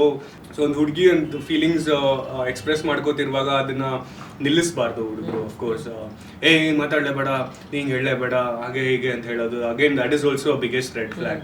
ಇವಾಗ ಏನಾದ್ರೂ ಎಕ್ಸ್ಪ್ರೆಸ್ ಮಾಡ್ಕೊಳಕ್ ಬರ್ತಿದ್ರೆ ಅದೇ ಕಂಪ್ಲೇಂಟ್ ಅಂತ ಅನ್ಕೊಳ್ಳೋದು, ಅಥವಾ ಇವು ಹೀಗೇನೆ 24 ಗಂಟೆ ಯೋಚನೆ ಮಾಡ್ತಾಳೆ ಅಂತ ಅನ್ಕೊಳ್ಳೋದು, that is a huge red flag. And I think these are all the major red flags ನನ್ನ ಪ್ರಕಾರ. ಅಂಡ್ ನೀವು ಹೇಳ್ದಂಗೆ ತುಂಬಾ ದಿಸ್ ವೆರಿ ದೊಡ್ಡ ಎಕ್ಸ್ಪ್ಲನೇಷನ್ ಇದೆ. ಬಟ್ ಅದನ್ನೇ ಜಾಸ್ತಿ ಪ್ರೀತಿ ಇದ್ರೆ ಯಾವುದೇ ರಿಲೇಶನ್ಶಿಪ್ ಆಗಲಿ, ಬಾಯ್ ಫ್ರೆಂಡ್ ಗರ್ಲ್ ಫ್ರೆಂಡ್ ಅನ್ನೋದಕ್ಕಿಂತ ಪ್ರೀತಿ ಹಂಚ್ತಾ ಹೋದ್ರೆ ನಾವು ಪೀಸ್ಫುಲ್ ಆಗಿರ್ತೀವಿ. ಅಂಡ್ ನಮಗೂ ಇನ್ ರಿಟರ್ನ್ ಸಿಗ್ತಾ ಹೋಗುತ್ತೆ ಅಂತ ಅಟ್ಲೀಸ್ಟ್ ಆ ಮಂತ್ರ ಇಟ್ಕೊಂಡು ಲೈಫಲ್ಲಿ ಮುಂದೆ ಹೋಗ್ಬೇಕು. ಓಕೆ, ಬಿಗ್ಗೆಸ್ಟ್ ಗ್ರೀನ್ ಫ್ಲಾಗ್ಸ್ ಏನು ಅಂತ ಒಂದೆರಡು, ಒಂದು healthy relationships. Biggest green flag ಅಂದ್ರೆ ಇದೆ ತುಂಬಾ ಜನ ಲವ್ ಅಲ್ಲಿ ತುಂಬಾ ಏನಂತಾರೆ ಸೈಕ್ ಆಗೋದು ಒಂದೇ ಮ್ಯಾಟ್ರಲ್ಲಿ, ಅದು ಅರ್ಥ ಮಾಡ್ಕೊಳ್ಳೋದ್ರಲ್ಲಿ. ಇವಾಗ ಒಬ್ಬ ಪರ್ಸನ್ ಇವಾಗ ಒಂದು ಹುಡುಗನೇ ಆಗಲಿ ಹುಡುಗಿನೇ ಆಗಲಿ ಅವ್ರ ಪಾರ್ಟ್ನರ್ನ ಅರ್ಥ ಮಾಡ್ಕೊಂಡ್ಬಿಟ್ಟಿದ್ದಾರೆ ಅಂತ ಅಂದರೆ ಇದು ಇವರ ದಿನಚರಿ ಹೀಗಿರುತ್ತೆ. ಬೆಳಗ್ಗೆ ಹಿಂಗೆ, ಮಧ್ಯಾಹ್ನ ಹಿಂಗೆ, ರಾತ್ರಿ ಹಿಂಗೆ. ಈ ಟೈಮಲ್ಲಿ ಈ ಥರ ಏನಾದರೂ ಆಗ್ತಿರ್ಬೇಕಾದ್ರೆ ಈ ಥರ ಫೀಲಿಂಗ್ಸ್ ಬರುತ್ತೆ. ಅದು ಯಾರಿಗಾದ್ರೂ ಗೊತ್ತಾಗಿ ಅದನ್ನ ಕನ್ಫೆಸ್ ಅಂತ ಹೇಳ್ತೀನಿ. ಯಾಕೋ ಇಂಗ್ಲಿಷ್ ಎಲ್ಲ ಒಂದು ಸ್ವಲ್ಪ ಹಂಗೆ ಬಿಕಾಸ್ ಎಮೋಷನ್ಸ್ ಬಗ್ಗೆ ಮಾತಾಡ್ತಿದೀವಿ, ವರ್ಡ್ಸ್ ಮೆಲ್ಟ್ ಆಗ್ತದೆ. ಸೊ ಅರ್ಥ ಮಾಡ್ಕೊಳ್ಳೋದು is a very huge green flag. ಯಾರಾದ್ರೂ ಇವಾಗಲೇ ಲವಲ್ ಬೀಳ್ತಾ ಇದ್ದೀರಾ ಅಥವಾ ಏನಾದರೂ ಒಂದು ಸ್ವಲ್ಪ ಫೀಲಿಂಗ್ಸ್ ಡೆವಲಪ್ ಆಗ್ತಿದೆ ಅಂತ ಅಂದರೆ ನಿಮ್ಮ ಆಪೋಸಿಟ್ ಪಾರ್ಟ್ನರ್ ಹೆವಿಯಾಗಿ ಅರ್ಥ ಮಾಡ್ಕೊತಿದ್ದಾರೆ, ನಿಮ್ಗಿನ ಚೆನ್ನಾಗಿ ನಿಮ್ಮನ್ನ ಅರ್ಥ ಮಾಡ್ಕೊಂಡಿದ್ದಾರೆ ಅಂದರೆ huge green flag. Second is sharing. Of course feelings ಆಗಿರಲಿ ಅಥವಾ ತಿನ್ನೋದೇ ಆಗಿರಲಿ. ಎಷ್ಟೊಂದು ಕಡೆ ಓದಿದ್ದೀನಿ ಹೆಂಗೆ ಅಂತಂದರೆ ಈ ರಿಲೇಷನ್ಶಿಪ್ ಗುರುಗಳೆಲ್ಲ ಇರ್ತಾರೆ ನೋಡಿ ಇನ್ಸ್ಟಾಗ್ರಾಮಲ್ಲೆಲ್ಲ, ಅವ್ರಿಗೆಲ್ಲ ಬರೋದು ಮೇನ್ ಫಸ್ಟ್ ಎವರ್ ಪ್ರಾಬ್ಲಮ್ ಯಾರಾದರೂ ಹೇಳ್ಕೊತಿದ್ದಾರೆ ಹುಡುಗ ಅಥವಾ ಹುಡುಗಿ, ಮೇನ್ಲಿ ಇದು ಹುಡುಗರದೇ ಪ್ರಾಬ್ಲಮ್ ಇದು. ಊಟ ಸರ್ವ್ ಮಾಡಿದಾಗ ಇಬ್ರು ತಿನ್ಬೇಕು ಅಥವಾ ತಿನ್ಸೋದು ಆ ಥರ ಈ ಥರ ಇರಬೇಕು. ಒಬ್ಬೊಬ್ರು ಹೆಂಗಿರ್ತಾರೆ ಗಬ ಗಬ ಗಬ ತಿನ್ಕೊಂಡ್ಬಿಟ್ಟು ಅವ್ರ ಪ್ಲೇಟ್ ನಿಂಗೆ ನೋಡ್ಕೊಂಡು ಕೂತ್ಕೊಳ್ಳೋದು. ಎಲ್ಲೋ ಹೊರಗಡೆ ಹೋದಾಗ ಸೊ ಈ ಶೇರಿಂಗ್ ಇಸ್ ವೆರಿ ಇಂಪಾರ್ಟೆಂಟ್. ಇದು ಫೀಲಿಂಗ್ಸೇ ಆಗಲಿ, ಫುಡ್ಡೇ ಆಗಲಿ, ಆ್ಯಂಡ್ ಸ್ಪೇಸ್ ಶೇರಿಂಗ್. ಅದು ಯಾರಾದರೂ ಮಾಡ್ತಿದ್ದಾರೆ, ಓಕೆ ನೀನು ಟೈಮ್ ತಗೋ, ನೀನೇನೋ ಕೆಲಸ ಮಾಡ್ತಿದ್ಯಾ, fine, you take your time. ಇವಾಗ ನನಗೂ ಕೆಲಸ ಮಾಡ್ತಿದ್ದೀನಿ, ನಾನು ಸ್ವಲ್ಪ ಟೈಮ್ ತಗೋತೀನಿ, ನೀ ಆರಾಮ್ ಮಾಡ್ಕೋ. ಅದು again is a huge green flag. And ಮಾತಿಗೂ ಬೈದೇ ಇರೋದು is a very huge green flag ಅಲ್ವಾ. ಕೆಲವೊಬ್ರು ಅದನ್ನ ಜೋಕ್ಸ್ ಅಂತ ಅಂತಾರೆ, ಇದು ರೇಗಿಸ್ದೆ, ಬಟ್ ಅದಕ್ಕೊಂದು ಲೈನ್ ಇರುತ್ತೆ. ನಾನು ಇದನ್ನ ತುಂಬಾ ಜನರಲ್ಲಿ ಅಬ್ಸರ್ವ್ ಮಾಡಿದ್ವಿ. ನಾನು ರೇಗ್ಸಿದ್ದು ಅಂತ ತುಂಬಾ ಲೈನ್ ಕ್ರಾಸ್ ಮಾಡಿರ್ತಾರೆ. ಅಪೋಸಿಟ್ ಪರ್ಸನ್ಗೆ ಹರ್ಟ್ ಆಗ್ತಾ ಇರುತ್ತೆ ಬ್ಯಾಕ್ ಟು ಬ್ಯಾಕ್. ಅದು ಅಬ್ಸರ್ವ್ ಮಾಡೋದು ಇಲ್ಲ, ಅರ್ಥ ಮಾಡ್ಕೊಳ್ಳೋದು ಇಲ್ಲ. There is a difference. ಅದು ಒಂದು ಸೆನ್ಸಿಟಿವ್ ಲೈನ್ ಇದೆ, ಅದನ್ನ ಕ್ರಾಸ್ ಮಾಡಬಾರ್ದು ಅಂತ. ಹೌದು, not everything will be a joke. Usually ನಾನು ಇದು ಅನುಭವಿಸಿದ್ದೀನಿ. ಸ್ಟಾರ್ಟಿಂಗ್ ಸ್ಟೇಜಸ್ ಅಲ್ಲಿ to be like she would have told, ಈ ಥರ ಜೋಕ್ ಮಾಡಬೇಡ, ಈ ಟಾಪಿಕ್ನ ಮುಟ್ಬೇಡ, ಈ ಟಾಪಿಕ್ ಮೇಲೆ ಹೇಳ್ಬೇಡ, ಹಂಗೆ ಹಿಂಗೆ ಅಂತ. ನಾನು ಹಂಗಂದ್ರು ನನ್ನ ಮನಸ್ಸಲ್ಲಿ ಹೆಂಗಿರ್ತಾ ಇತ್ತು ಅಂದರೆ, ಇಟ್ಸ್ ಓಕೆ, ಈ ಜೋಕ್ ಪ್ರೀವಿಯಸ್ ಮಾಡಿದ ಜೋಕಿನ ಚೆನ್ನಾಗಿದೆ, ನಗಬಹುದೇನೋ, ಹಂಗೆ ಹಿಂಗೆ ಅನ್ಕೊಂಡು ಏನೋ ಒಂದು ಹೇಳಿದಾಗ ಅವಾಗ ಅಲ್ಲಿಂದ ಹಿಂಗಿರುತ್ತೆ ಮುಖ. ದೆನ್ ಅವಾಗ ಅನ್ಸುತ್ತೆ, ಓ ಶೇಟ್, ಇದು ಹಿಂಗಾಗೋಯ್ತಾ, ಮತ್ತೆ ಇವಾಗ 1 hour 2 hour ಇಬ್ಬರು ತಳಮಳ, ಹಂಗೆ ಏನು ಮಾಡೋದು, ಮಾತಾಡ್ಸೋದ, ಇವಾಗ ಏನೋ ತವಾ ಕಾದಿದ್ಯಾ, ಕೈ ಇಡ್ಬೋದಾ ಇವಾಗ ಅದ್ರ ಮೇಲೆ, ಆ ಥರ ಭಯ ಇರುತ್ತೆ. ಸೊ ಅದೆಲ್ಲ ಬಿಟ್ಟ ಅಂತ ಅಂದರೆ, ನೀವು ಹೇಳ್ದಂಗೆ ಆ ಜೋಕ್ಸ್ದು ಟಚ್ಚೇ ಮಾಡೋಕ್ಕೆ ಹೋಗ್ಬಾರ್ದು. ಹುಡುಗನೇ ಆಗಲಿ ಹುಡುಗಿನೇ ಆಗಲಿ, ಇದು ಬೇಡ ಅಂತ ಅಂದ್ಬಿಟ್ರೆ ಅದನ್ನ ಟಚ್ಚೇ ಮಾಡೋಕ್ಕೆ ಹೋಗ್ಬಾರ್ದು, ರೈಟ್? ಸೊ ಇಷ್ಟೆಲ್ಲ ಇರುತ್ತೆ. ಇಷ್ಟು ದಿನ ನೀವು ರಾಪರ್ ಬಿಜ್ಜು ನೋಡ್ತಾ ಇದ್ರಿ, ಇವತ್ತು ನಾವು ಲವ್ ಗುರು ಬಿಜ್ಜುನ ಇಂಟ್ರೊಡ್ಯೂಸ್ ಮಾಡ್ಸಿದೀವಿ. ಯಾರಿಗೆ ಗೊತ್ತಿತ್ತು ಇಷ್ಟು ಕಂಟೆಂಟ್ ಇದೆ ಬಿಜ್ಜು ಹತ್ರ ಅಂತ. ಅಂಡ್ ಬಿಜ್ಜು ಇಷ್ಟು ಮೇಜರ್ ಚೇಂಜಸ್ ನಾವು ನೋಡ್ತೀವಿ ಅಂತ. ಆಲ್ ಥ್ಯಾಂಕ್ಸ್ ಟು ಆರಾ ಮತ್ತೆ ಹೇಳ್ತಾ ಇದ್ದೀನಿ. ಅದಕ್ಕೆ ಹೇಳೋದು, ಜೀವನಕ್ಕೊಂದು ಚಂದದ ಹೆಣ್ಮಗು ಬರಬೇಕು, ಅವಾಗ ಜೀವನನೇ ಕಂಪ್ಲೀಟ್ ಆಗಿ ಚಂದ ಚೇಂಜ್ ಆಗುತ್ತೆ. ಆ್ಯಂಡ್ ಒಂದು ಲೈನ್ ಇದೆ ನನ್ನೊಂದು ಹಳೆ ಸಾಂಗ್ದು, ಗುರು ಇದೆ ಮಗ ಮುಂದೆ, ಗುರು ಬೇಕು ನಮ್ಮ ಹಿಂದೆ. ಆ್ಯಂಡ್ ಸೊ ಅಫ್ಕೋರ್ಸ್ ಗುರು ಯಾರಾದರೂ ಆಗಿರ್ಬೋದು, ರೈಟ್? ಲೈಕ್ ಗುರು ಅಂದರೆ ಬರೀ ನಾವು ಒಂದು ದೇವ್ರ ಪೂಜಾರಿನೋ ಅಥವಾ ಸಮ್ ಗುರು ಆ ಥರ ಇಲ್ಲ. ಆ್ಯಂಡ್ ನನಗೆ ಗುರು ಅಫ್ಕೋರ್ಸ್ ವೈಫ್ ಇದ್ದಾರೆ, ಅಮ್ಮ ಇದ್ದಾರೆ. ಆ್ಯಂಡ್ ಬಿಟ್ಟರೆ ಒಂದಷ್ಟು ಎಮಿನೆಮ್ ಇರ್ಬೋದು, ಲಿಲ್ ವೇನ್ ಇರ್ಬೋದು, ಅವರೆಲ್ಲ ಗುರುಗಳೇ. And that's how I C. ತುಂಬಾ ದೊಡ್ಡ ವಿಷಯ ಅದೇ ಇವಾಗ ನೀವು ಹೇಳಿದ್ದು. ಅಂದ್ರೆ ನನ್ನ ವೈಫು ನಂಗೆ ಗುರುನೇ, ಅಮ್ಮನೂ ಗುರುನೇ. ಅಥವಾ ರ್ಯಾಪ್ ಅಂತ ಬಂದಾಗ ದೊಡ್ಡ ದೊಡ್ಡ ಹೆಸರುಗಳು ಅಲ್ಲೂ ಗುರುಗಳಿರ್ತಾರೆ ಅಂತ. ಅದು ಆ ಓವರ್ ಆಲ್ ವಿಚಾರಗಳು ಗೊತ್ತಿರಬೇಕು. ಓಕೆ, ಇನ್ನು ಕಾಂಪಿಟೇಷನ್ ಅಂತ ಬಂದಾಗ ಎಸ್ಪೆಷಲಿ ಈ ಫೀಲ್ಡಲ್ಲಿ ಏನೇ ನಾವು ಹೇಳ್ಬೋದು, ಹೆಲ್ದಿ ಕಾಂಪಿಟೇಷನ್ ಇರಬೇಕು, ಅದು ಇದು ಅಂದಾಗ ಒಂದಷ್ಟು ವಿಷಯಗಳು ನಮ್ಮನ್ನು ಡಿಸ್ಟ್ರಾಕ್ಟ್ ಮಾಡ್ತಾ ಇರುತ್ತೆ. ಅಥವಾ ನಮ್ಮ ಜೊತೆಲಿರೋದು ಅಥವಾ ಬೇಗ ಗ್ರೋತ್ ಆಗ್ತಿರುತ್ತೆ, ಅಥವಾ ಏನೋ ನಾನು ಅನ್ಕೊಂಡಿದ್ದ ಟೈಮ್ ಲೈನಿಗೆ ನಂದೇನೋ ಆಗ್ತಾ ಇರಲ್ಲ, ಅಥವಾ ಎಲ್ಲೋ ಏನೋ ಎಕ್ಸ್ಪೆಕ್ಟೇಷನ್ಸ್ ಇರುತ್ತೆ, ಅದು ಆ ಮೂಮೆಂಟಿಗೆ ಆಗ್ತಾ ಇರಲ್ಲ, ಈ ಥರದ್ದೆಲ್ಲ. ಇದನ್ನು ಹೆಂಗೆ ಹ್ಯಾಂಡಲ್ ಮಾಡ್ಬೇಕಂತ ಹೇಳ್ತೀರಾ ನೀವು ನಿಮ್ಮ ಪ್ರಕಾರ? ಮೇನ್ಲಿ ನಾ ಹೇಳಿದ್ನಲ್ಲ, ದೇರ್ ವಾಸ್ ಅ ಫೇಸ್ ಅಂತ. ಸೊ ಅವಾಗ ಏನಾಗ್ತಿತ್ತು ಅಂತಂದ್ರೆ, ಎಷ್ಟೊಂದು ಜನ ಸಿಕ್ದವರೆಲ್ಲ ಇವಾಗ ರೋಡಲ್ಲಿ ಸಿಗೋರೆ ಆಗಲಿ ಅಥವಾ ಅಡ್ಡಲ್ಲಿ ಸಿಗೋರೆ ಆಗಲಿ, everybody would come and be like, ನೋಡಿ ಬ್ರೋ ಅವರೆಲ್ಲ ಹೆಂಗಾಗ್ತಿದ್ದಾರೆ, ನಿಮ್ಮ ಫ್ರೆಂಡ್ಸ್ ಎಲ್ಲ ಹೆಂಗೆ ಮೇಲೆ ಹೋಗ್ತಾ ಇದ್ದಾರೆ, ಇವ್ರದ್ದು ಹಿಂಗಾಗ್ತಾ ಇದೆ ಗ್ರೋತು, ಹಂಗಾಗ್ತಾ ಇದೆ ಗ್ರೋತು. ಅವ್ರು ಏನು ಫೀಲಿಂಗ್ಸ್ನ ಟ್ರಿಗರ್ ಮಾಡಕ್ಕೆ ಬರ್ತಿದ್ರೋ ನಂಗೆ ಗೊತ್ತಿರಲಿಲ್ಲ. ಬಟ್ ನಾನು ಅದನ್ನ ಯಾವಾಗಲೂ ಅವ್ರಿಗೆ ಏನು ಹೇಳ್ತಾ ಇದ್ದೆ ಅಂದರೆ, ಹೌದು ಬ್ರೋ, ಡೈಲಿ ಅವ್ರು ಕೆಲಸ ಮಾಡ್ತಿದ್ದಾರೆ, ಡೈಲಿ ಅವ್ರು ಕಂಟೆಂಟ್ ಹಾಕ್ತಿದ್ದಾರೆ, ಡೈಲಿ ತುಂಬ ಏನಂತ ಶ್ರಮ ಪಡ್ತಿದ್ದಾರೆ, ಅದಕ್ಕೋಸ್ಕರ ಅವ್ರ ಮೇಲೆ ಹೋಗ್ತಿದ್ದಾರೆ. ಬಟ್ ಇದೇ ನಾನು ತುಂಬ ಬೇರೆಯವ್ರ ಕಡೆನೂ ನೋಡಿದ್ದೀನಿ. ಇವಾಗ ನನ್ನ ಸ್ಟುಡಿಯೋನಲ್ಲಿ ಫಸ್ಟ್ ರೆಕಾರ್ಡ್ ಮಾಡಿರೋರು ಇರ್ಬೋದು, ನಾನು ಯಾರಿಗೆ ಮ್ಯೂಸಿಕ್ ಮಾಡಿಕೊಟ್ಟಿದ್ದೀನೋ ಅಂಥವ್ರು ಇರ್ಬೋದು. ಯಾವಾಗ ನನ್ನ ಲೈಫು ಒಂದು ಓಕೆ ಥರ ಬರೀ ಹೇಳ್ತಿದ್ವಲ್ಲ, ಮೂವಿಗೆ ಬರೋಕ್ಕೂ ಮುಂಚೆ ಅಥವಾ ಹಿಟ್ ಸಾಂಗ್ಸ್ ಬರೋಕ್ಕೂ ಮುಂಚೆ, ಅವಾಗೆಲ್ಲ ಹೆವಿ ಒಂಥರ ಮಾತಾಡೋರು, ಚೆನ್ನಾಗಿ ಮಾತಾಡೋರು. ಅವಾಗೆಲ್ಲ ಸೋಷಿಯಲ್ ಮೀಡಿಯಾಲೆಲ್ಲ ಕಮೆಂಟ್ಸ್ ಇರಲಿ ಅಥವಾ ಇಂಟ್ರಾಕ್ಷನ್ ಇರಲಿ, ಹಾಗೆಲ್ಲ ಇರ್ತಾಯಿತ್ತು. ಯಾವಾಗ ಒಂದು ಬೇಸಿಕ್ ಹಿಟ್ ಆಯಿತು, ಹಾಗೆ ಹೀಗೆ ಆಯಿತು, ಎದುರು ಕಾಣಿಸಿದ್ರು ಹಾಗೆ ಗಾಡಿನಲ್ಲಿ ಹೋಗ್ಬೇಕಾದ್ರೆ ಎಲ್ಲ ನಾನು ನೋಡಿದ್ದೀನಿ ಏರಿಯಾನಲ್ಲಿ 1-2 ಸಲ. ಝೂಮ್ ಅಂತ ಹಂಗೆ ಹೋಗ್ಬಿಡೋದು, ತಿರ್ಗು ನೋಡ್ದಿರಾ ಇರೋದು, ಅದೇನ್ ಫೀಲಿಂಗ್ ಅಂತಾನೆ ಅದೇ ಇದು ನಾನು ಒಂದು ಅಡ್ರೆಸ್ ಮಾಡ್ತೀನಿ. ಅಂದ್ರೆ ನನ್ನ ಜೊತೆಲಿರೋ ನನ್ನ ಫ್ರೆಂಡು ಅವನ ಜೀವನದಲ್ಲಿ ಏನೂ ಆಗ್ತಾ ಇಲ್ಲ, ಇದ್ದಲ್ಲೇ ಇದ್ದಾನೆ, ಗ್ರೋತ್ ಇಲ್ಲ ಅಂದ್ರೆ ನಾವು ಸಪೋರ್ಟ್ ಅಂತ ನಿಂತ್ಕೊಳ್ಳೋ ಕ್ಯಾಟಗರಿ. ಆಕ್ಚುಲ್ ಅವ್ನ್ ಗ್ರೋತ್ ಆದಾಗ ನಾವೇ ಅದನ್ನ ಜೆಲಸ್ ಫೀಲ್ ಮಾಡ್ಕೊಂಡು ಇದು ಈ ಕ್ಯಾಟಗರಿ. ಈ ಬಿಹೇವಿಯರ್ ಯಾಕೆ ಬರುತ್ತೆ ಅನ್ಸುತ್ತೆ ನಿಮ್ಗೆ? Mainly because insecurity. ಅವ್ರಿಗೆ ಅವ್ರ ಮೇಲೆ ನಂಬಿಕೆ ಇರಲ್ಲ. ಎಷ್ಟೋ ವರ್ಷದಿಂದ ಮಾಡ್ತಿರ್ಬೋದು, ಏನೋ ಇರುತ್ತೆ. ವಯಸ್ಸು ಕತ್ತೆಗೂ ಆಗುತ್ತೆ, ರೈಟ್? ಕತ್ತೆಗೂ ಎಷ್ಟೋ ವಯಸ್ಸಾಗುತ್ತೆ, ಹಾಗಂತ ಹೇಳಿ ಕತ್ತೆ ಯಾವತ್ತೂ ಕುದುರೆ ಸ್ಥಾನ ತುಂಬೋದಿಕ್ ಆಗೋದಿಲ್ಲ. ಅದು ಯಾವಾಗ ಆ ಕತ್ತೆ ಏನಾದರೂ ಒಂದು ಸ್ವಲ್ಪ ನಾನು ಇನ್ನೂ ಹೈಟ್ ಆಗಬೇಕು ಅಥವಾ ನಾನು ಇನ್ನೂ ವರ್ಕೌಟ್ ಮಾಡ್ಬೇಕು, ನಾನು ಇನ್ನೂ ಏನಾದರೂ ಮಾಡಬೇಕು ಅಂತ ಯಾವಾಗ ಅನ್ಕೊಳ್ಳುತ್ತೋ ಅವಾಗಲೇ ಅದು ಓಜಿ ಆಗೋದು, ರೈಟ್? ಇವಾಗ ವಯಸ್ಸಾಗಿರೋರಿಗೆಲ್ಲ ಅಥವಾ ಎಷ್ಟೋ ವರ್ಷದಿಂದ ಒಂದು ಫೀಲ್ಡಲ್ಲಿ ಇದ್ದೀನಿ ಅಂದರೆ ಅವರೆಲ್ಲ ಓಜಿಗಳು ಆಗಕ್ಕಾಗಲ್ಲ. ಶಿವಣ್ಣ ಯಾಕೆ ಓಜಿ ಅಂತ ಅಂದರೆ ಅದೇ ರೀಸನ್ಗೆ. ಶಿವಣ್ಣ ಮಾಡಿದ್ದಾರೆ, ಕೆಲಸ ಮಾಡಿದ್ದಾರೆ, ಅಷ್ಟು ಫಿಲಮ್ ಮಾಡಿದ್ದಾರೆ, ಅಷ್ಟು ಜನಕ್ಕೆ ಚಾನ್ಸ್ ಕೊಟ್ಟಿದ್ದಾರೆ, ಅದಕ್ಕೆ ಅವ್ರನ್ನ ಓಜಿ ಅಂತ ಬಾಯಿ ತುಂಬ ಕರೆಯೋದು ಖುಷಿ ಆಗುತ್ತೆ. ಅದೇ ಥರ ಬೇರೆಯವ್ರಿಗೆ ಮಾಡ್ದೇನೆ ಕೆಲಸ ಮಾಡ್ದೇನೆ ಎಷ್ಟೊಂದು ಜನ ಹೇಟ್ ಮಾಡ್ಕೊಂಡೇ ಕೂತಿರೋರು ಇದ್ದಾರೆ. ಮೂವಿ ಇಂಡಸ್ಟ್ರಿ ಬಗ್ಗೆ ಮಾತಾಡೋದಾದ್ರೆ ಅವ್ರಿಗೆಲ್ಲ ಓಜಿ ಅಂತ ಹೇಳಕ್ ಆಗಲ್ಲ, ಯಾಕಂತಂದ್ರೆ ಅವ್ರಷ್ಟು ವರ್ಕ್ ಪುಟ್ ಮಾಡಿಲ್ಲ. ಅದೇ ಥರ ನಮ್ಮ ಮ್ಯೂಸಿಕ್ ಫೀಲ್ಡಲ್ಲೂ ಅಷ್ಟೇ, ಎಷ್ಟೋ ವರ್ಷದಿಂದನೇ ಬೇಕಾದ್ರೆ ಇರ್ಬೋದು, ಬಟ್ ಎಷ್ಟು ಕೆಲಸ ಮಾಡಿದ್ದಾರೆ, ಎಷ್ಟು ಇಂಪ್ಯಾಕ್ಟ್ಫುಲ್ ಕೆಲಸ ಮಾಡಿದ್ದಾರೆ, ಎಷ್ಟು ಜನಕ್ಕೆ ಹೆಲ್ಪ್ ಮಾಡಿದ್ದಾರೆ, ಅದು ತುಂಬ ಇಂಪಾರ್ಟೆಂಟ್ ಆಗುತ್ತೆ. ನಂದು ಸಾಂಗ್ ಬಿಡ್ತಾ ಇರಲಿಲ್ಲ ಅವಾಗ. ಮೋಸ್ಟ್ ಆಫ್ ದ ಟೈಮ್ ನನ್ನ ಸಾಂಗ್ಸು ವರ್ಷಕ್ಕೆ ಒಂದು ಬಂದಿದ್ರೆ ಜಾಸ್ತಿ ಇರೋದು. ಅಟ್ ಒನ್ ಪಾಯಿಂಟ್ ಬಂಚಲ್ಲಿ ಒಂದು 5-6 ಸಾಂಗ್ ಬಿಟ್ಬಿಡ್ತಾ ಇದೆ, ಬರೀ ಕೊಲ್ಯಾಬ್ಸ್ ಮಾಡ್ತಾ ಇದೆ. ಯಾಕಂತ ಹೇಳಿದ್ರೆ ನನ್ಗೆ ಬಂದಿರೋ ಫೇಮ್ದು ಶೇರ್ ಇನ್ನೊಂದಷ್ಟು ಜನಕ್ಕೂ ಸಿಗ್ಲಿ. ಏನೋ ಬರೀ ನಾನು ಎಷ್ಟೊಂದು ಕಡೆ ಇದನ್ನ ಹೇಳಿಲ್ಲ, ಫಸ್ಟ್ ಟೈಮ್ ಹೇಳ್ತಿದ್ದೀನಿ. ನಾನು ಒಂದು ಫೋಟೋ ಕೂಡ ಹಾಕ್ತಿರ್ಲಿಲ್ಲ. ನಾನು ಹೊಸ ಬಟ್ಟೆ ತೊಗೊಂಡಿದ್ದೆ ಅಂದರೆ ಅದ್ರದ್ದು ಒಂದು ಫೋಟೋ ಹಾಕ್ತಾ ಇರಲಿಲ್ಲ, ಯಾರಿಗೂ ಹೇಳ್ತಾ ಇರಲಿಲ್ಲ ಬ್ರ್ಯಾಂಡೆಡ್ ಬಟ್ಟೆ ತೊಗೊಂಡಿದ್ರೆ ಅಂತ ಹೇಳ್ತಾ ಇರಲಿಲ್ಲ. ಯಾಕಂದರೆ ನನಗೆ ಹೆಂಗೆ ಅನ್ಸೋದು ಅಂದರೆ, ನನಗಿನ ಯಾರು ಡೌನ್ ಇದ್ದಾರೋ ಅವರನ್ನ ನೋಡಿದ್ರೆ ಅವ್ರು ಹೆಂಗೆ ಅನ್ಸ್ಬೋದು, ಅವ್ರಿಗೆ ಬೇಜಾರಾಗ್ಬೋದಾ, ಹಾಗೆ ಹೀಗೆ ಅನ್ನೋ ಥರ. ಅದೇ ನಾನು ಯಾವಾಗ ಒಂದು ಸ್ವಲ್ಪ ಡೌನಲ್ಲಿದ್ನೋ ಅದನ್ನ ನಾನು ನೋಡಿದ್ರೆ ಸೇಮ್ ರೆಸಿಪ್ರೊಕೇಶನ್ ಬರ್ತಿರಲ್ಲ ಬೇರೆ ಕಡೆಯಿಂದ. ಅವರು ಫುಲ್ 24 hours ಫ್ಲೆಕ್ಸ್ ಮಾಡೋದು ಅದು ಇದೆಲ್ಲ ಇರ್ತಾ ಇತ್ತು. ಅವಾಗ ನಂಗೆ ಅನಿಸ್ತು, ಓ ಗುರು, ನಾನು ದಡ್ಡ ಆಗ್ಬಿಟ್ನಾ, ನಾನು ಸುಮ್ಮನೆ ಏನೇನೋ ಅನ್ಕೊಂಡ್ಬಿಟ್ನಲ್ಲ ಅಂತ.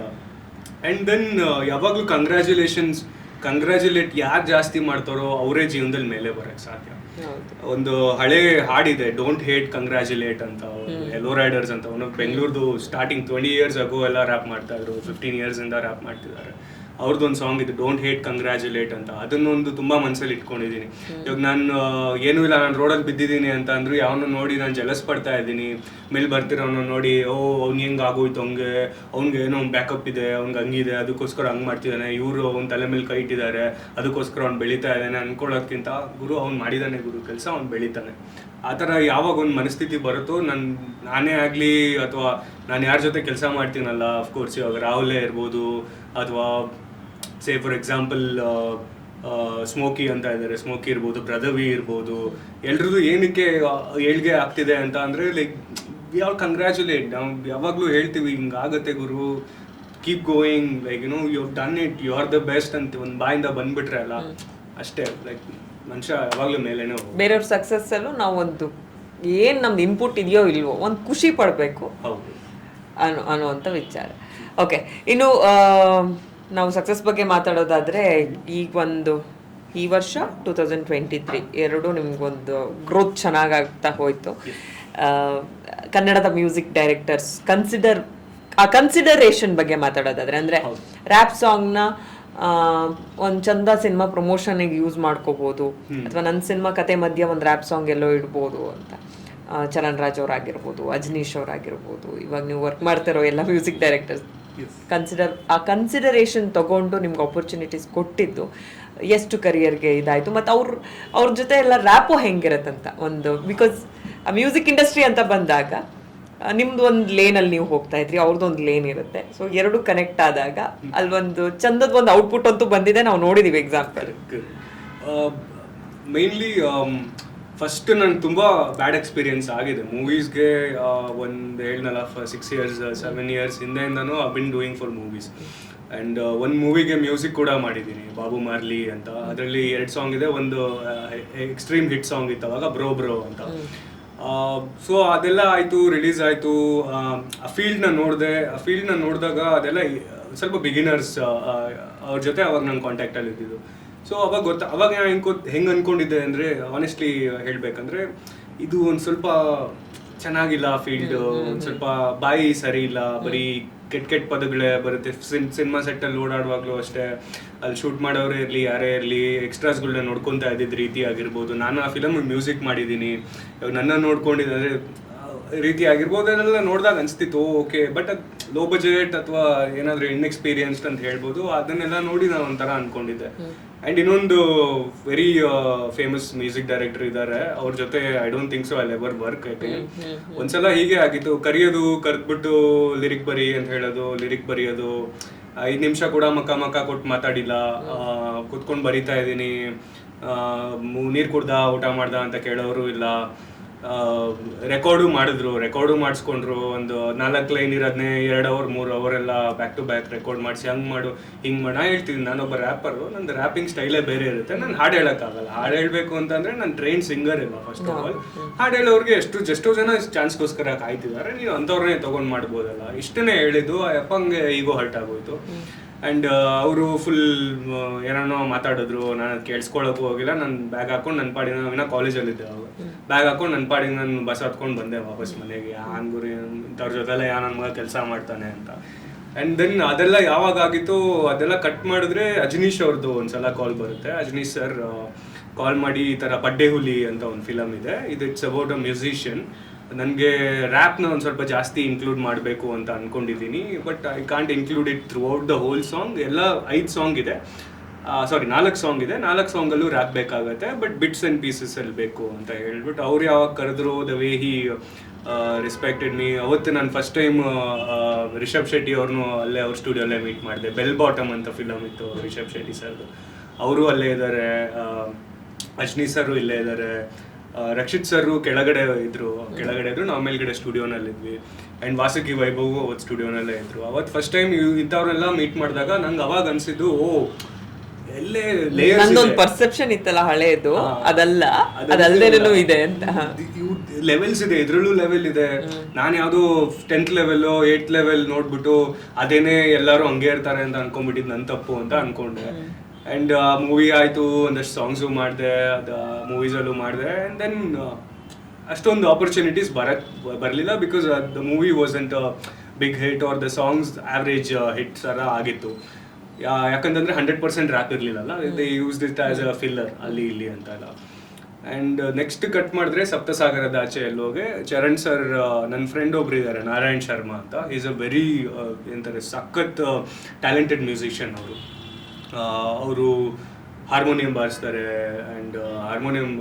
And keyboard of course, and even violin, let it be any instrument. And ಈ ಹೋರಾಟ ಸಾಂಗಲ್ಲೂ ಕೂಡ ಅವ್ರಿಗೂ ಕಂಪೋಸರ್ ಆಗಿ ಕೆಲಸ ಮಾಡಿದ್ದಾರೆ. ಅವರು ನನಗೊಂದಿನ ಮೆಸೇಜ್ ಹಾಕ್ತಾರೆ, ಗುರು ನೀನು DM ಚೆಕ್ ಮಾಡಲ್ವಾ ಇನ್ಸ್ಟಾಗ್ರಾಮಲ್ಲಿ, ಈ ಥರ ಚರಣ್ ಸರ್ ಏನೋ ಮೆಸೇಜ್ ಹಾಕಿದಾರಂತೆ, ಈ is ask me also to call you and tell ಅಂತ.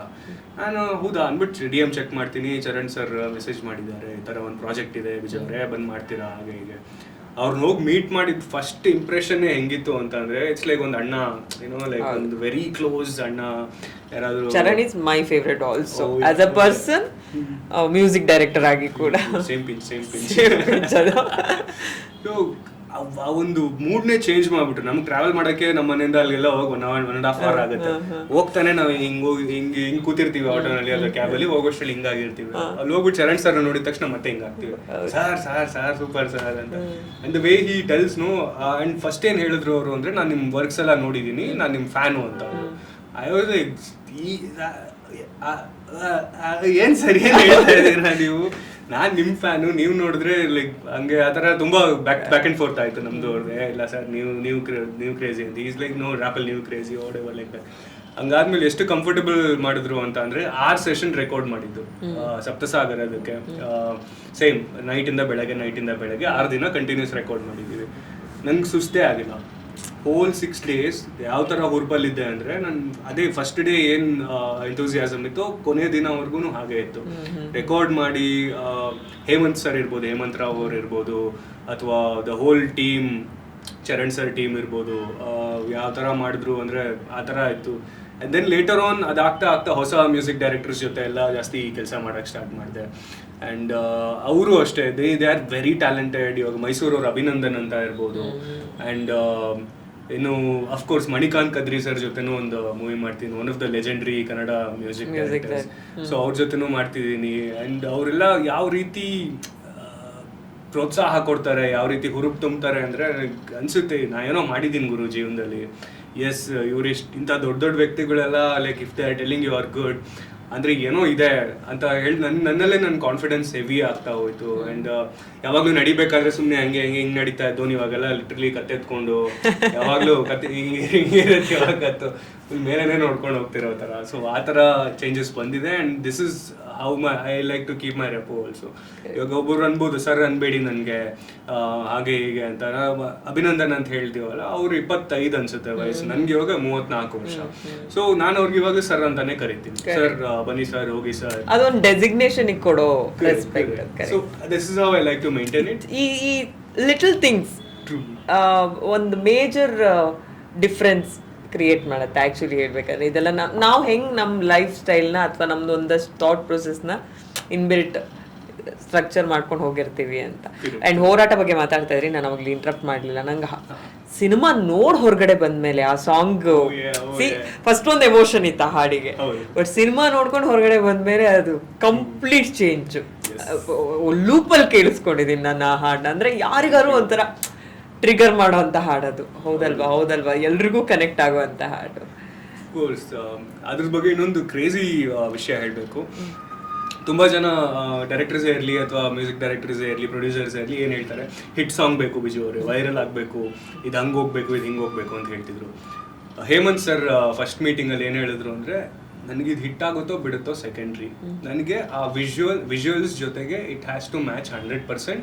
ಕಾವ್ಯಾತ್ಮಕವಾಗಿರಬೇಕು, ಒಬ್ಬ ಪೊಯೆಟ್ ಅಥವಾ ಪೊಯೆಟ್ ಆಗಿರುವಂಥ ಒಬ್ಬ ರ್ಯಾಪರ್ ಬರ್ದಿರೋ ಥರ ಇರಬೇಕು, ನಿಮ್ಮ ಸ್ಟೈಲಲ್ಲಿ ಇರಬೇಕು ಅಂತ ಹೇಳಿದ್ರು.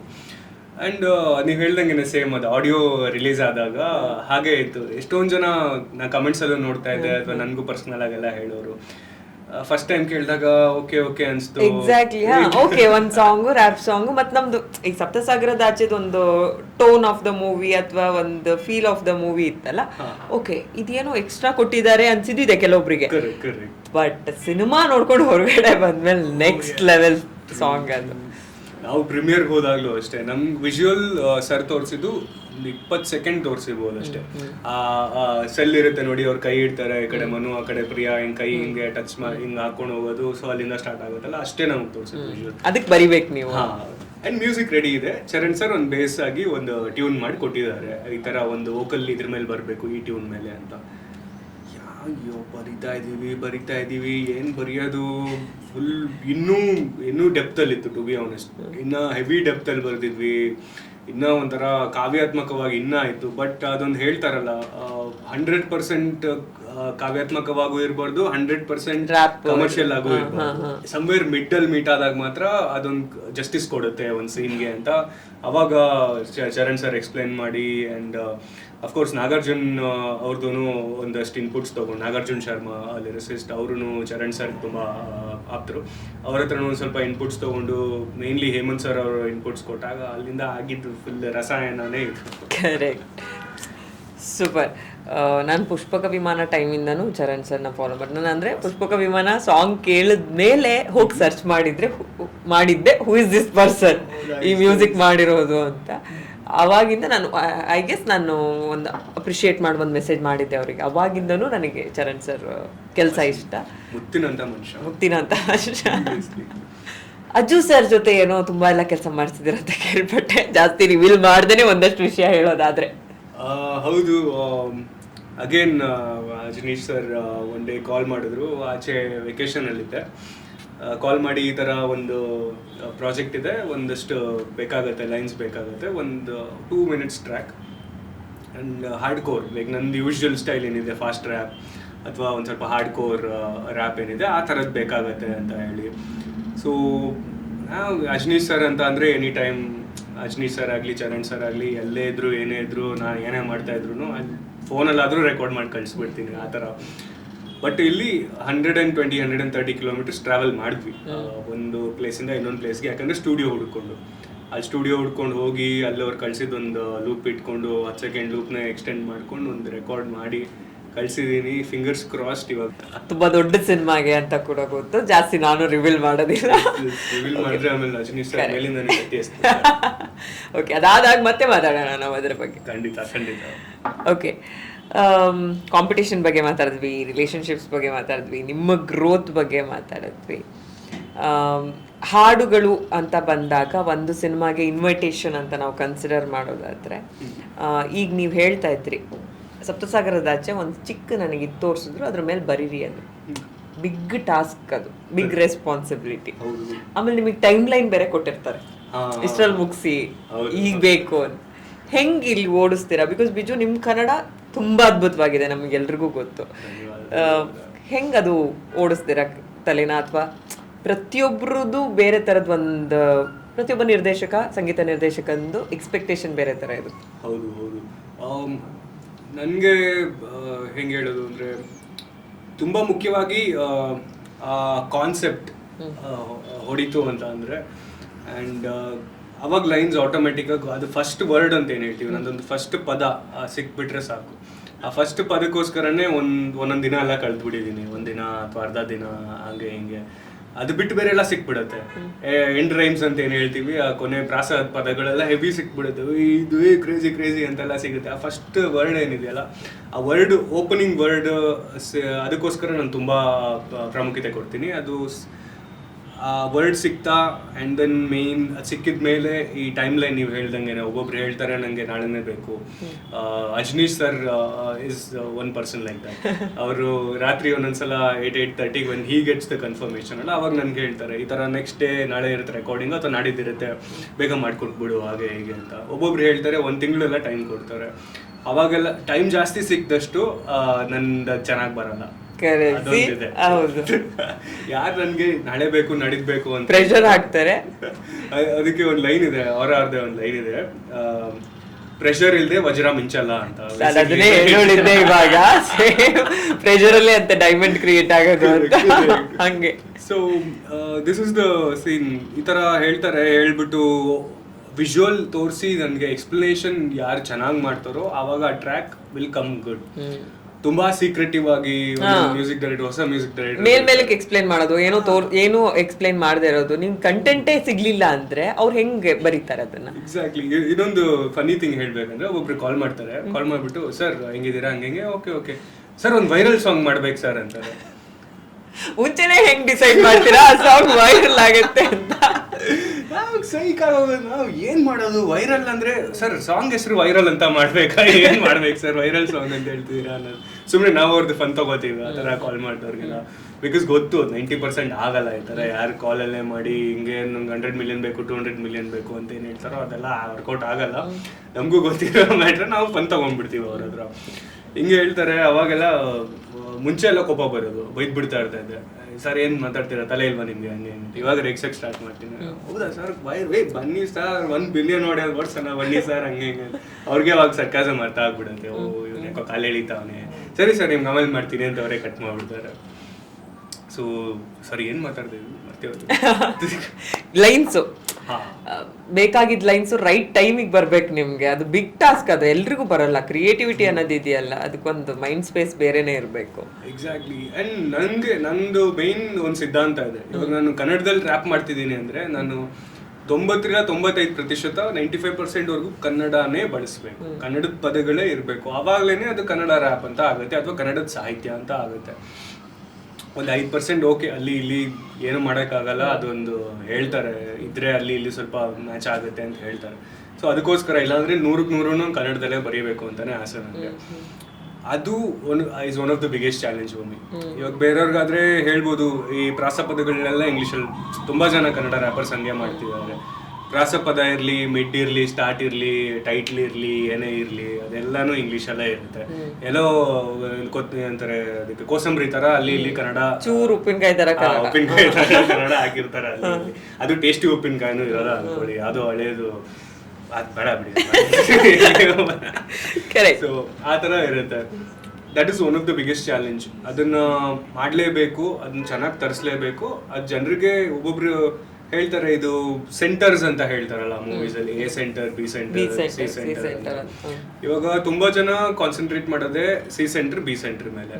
ಇವಾಗ ಎ ಸೆಂಟರ್ ನಂದು ಲಿರಿಕ್ ಒಂದ್ ಸ್ವಲ್ಪ ನನಗೆ ಹೆಂಗ್ ಅನ್ಸುತ್ತೆ ಅಂದ್ರೆ, ಇವಾಗ ಎಲ್ಲವೂ ನಾವು ಮುಂಚೆ ಮಾಡಿರೋ ತರಾನೇ ಸ್ಪೂನ್ ಫೀಡಿಂಗ್ ಮಾಡ್ಕೊಂಡು ಬಂದ್ವಿ ಅಂತ ಅಂದ್ರೆ ಇಂಪ್ರೂವ್ ಆಗೋದು ಯಾವಾಗ ಜನ?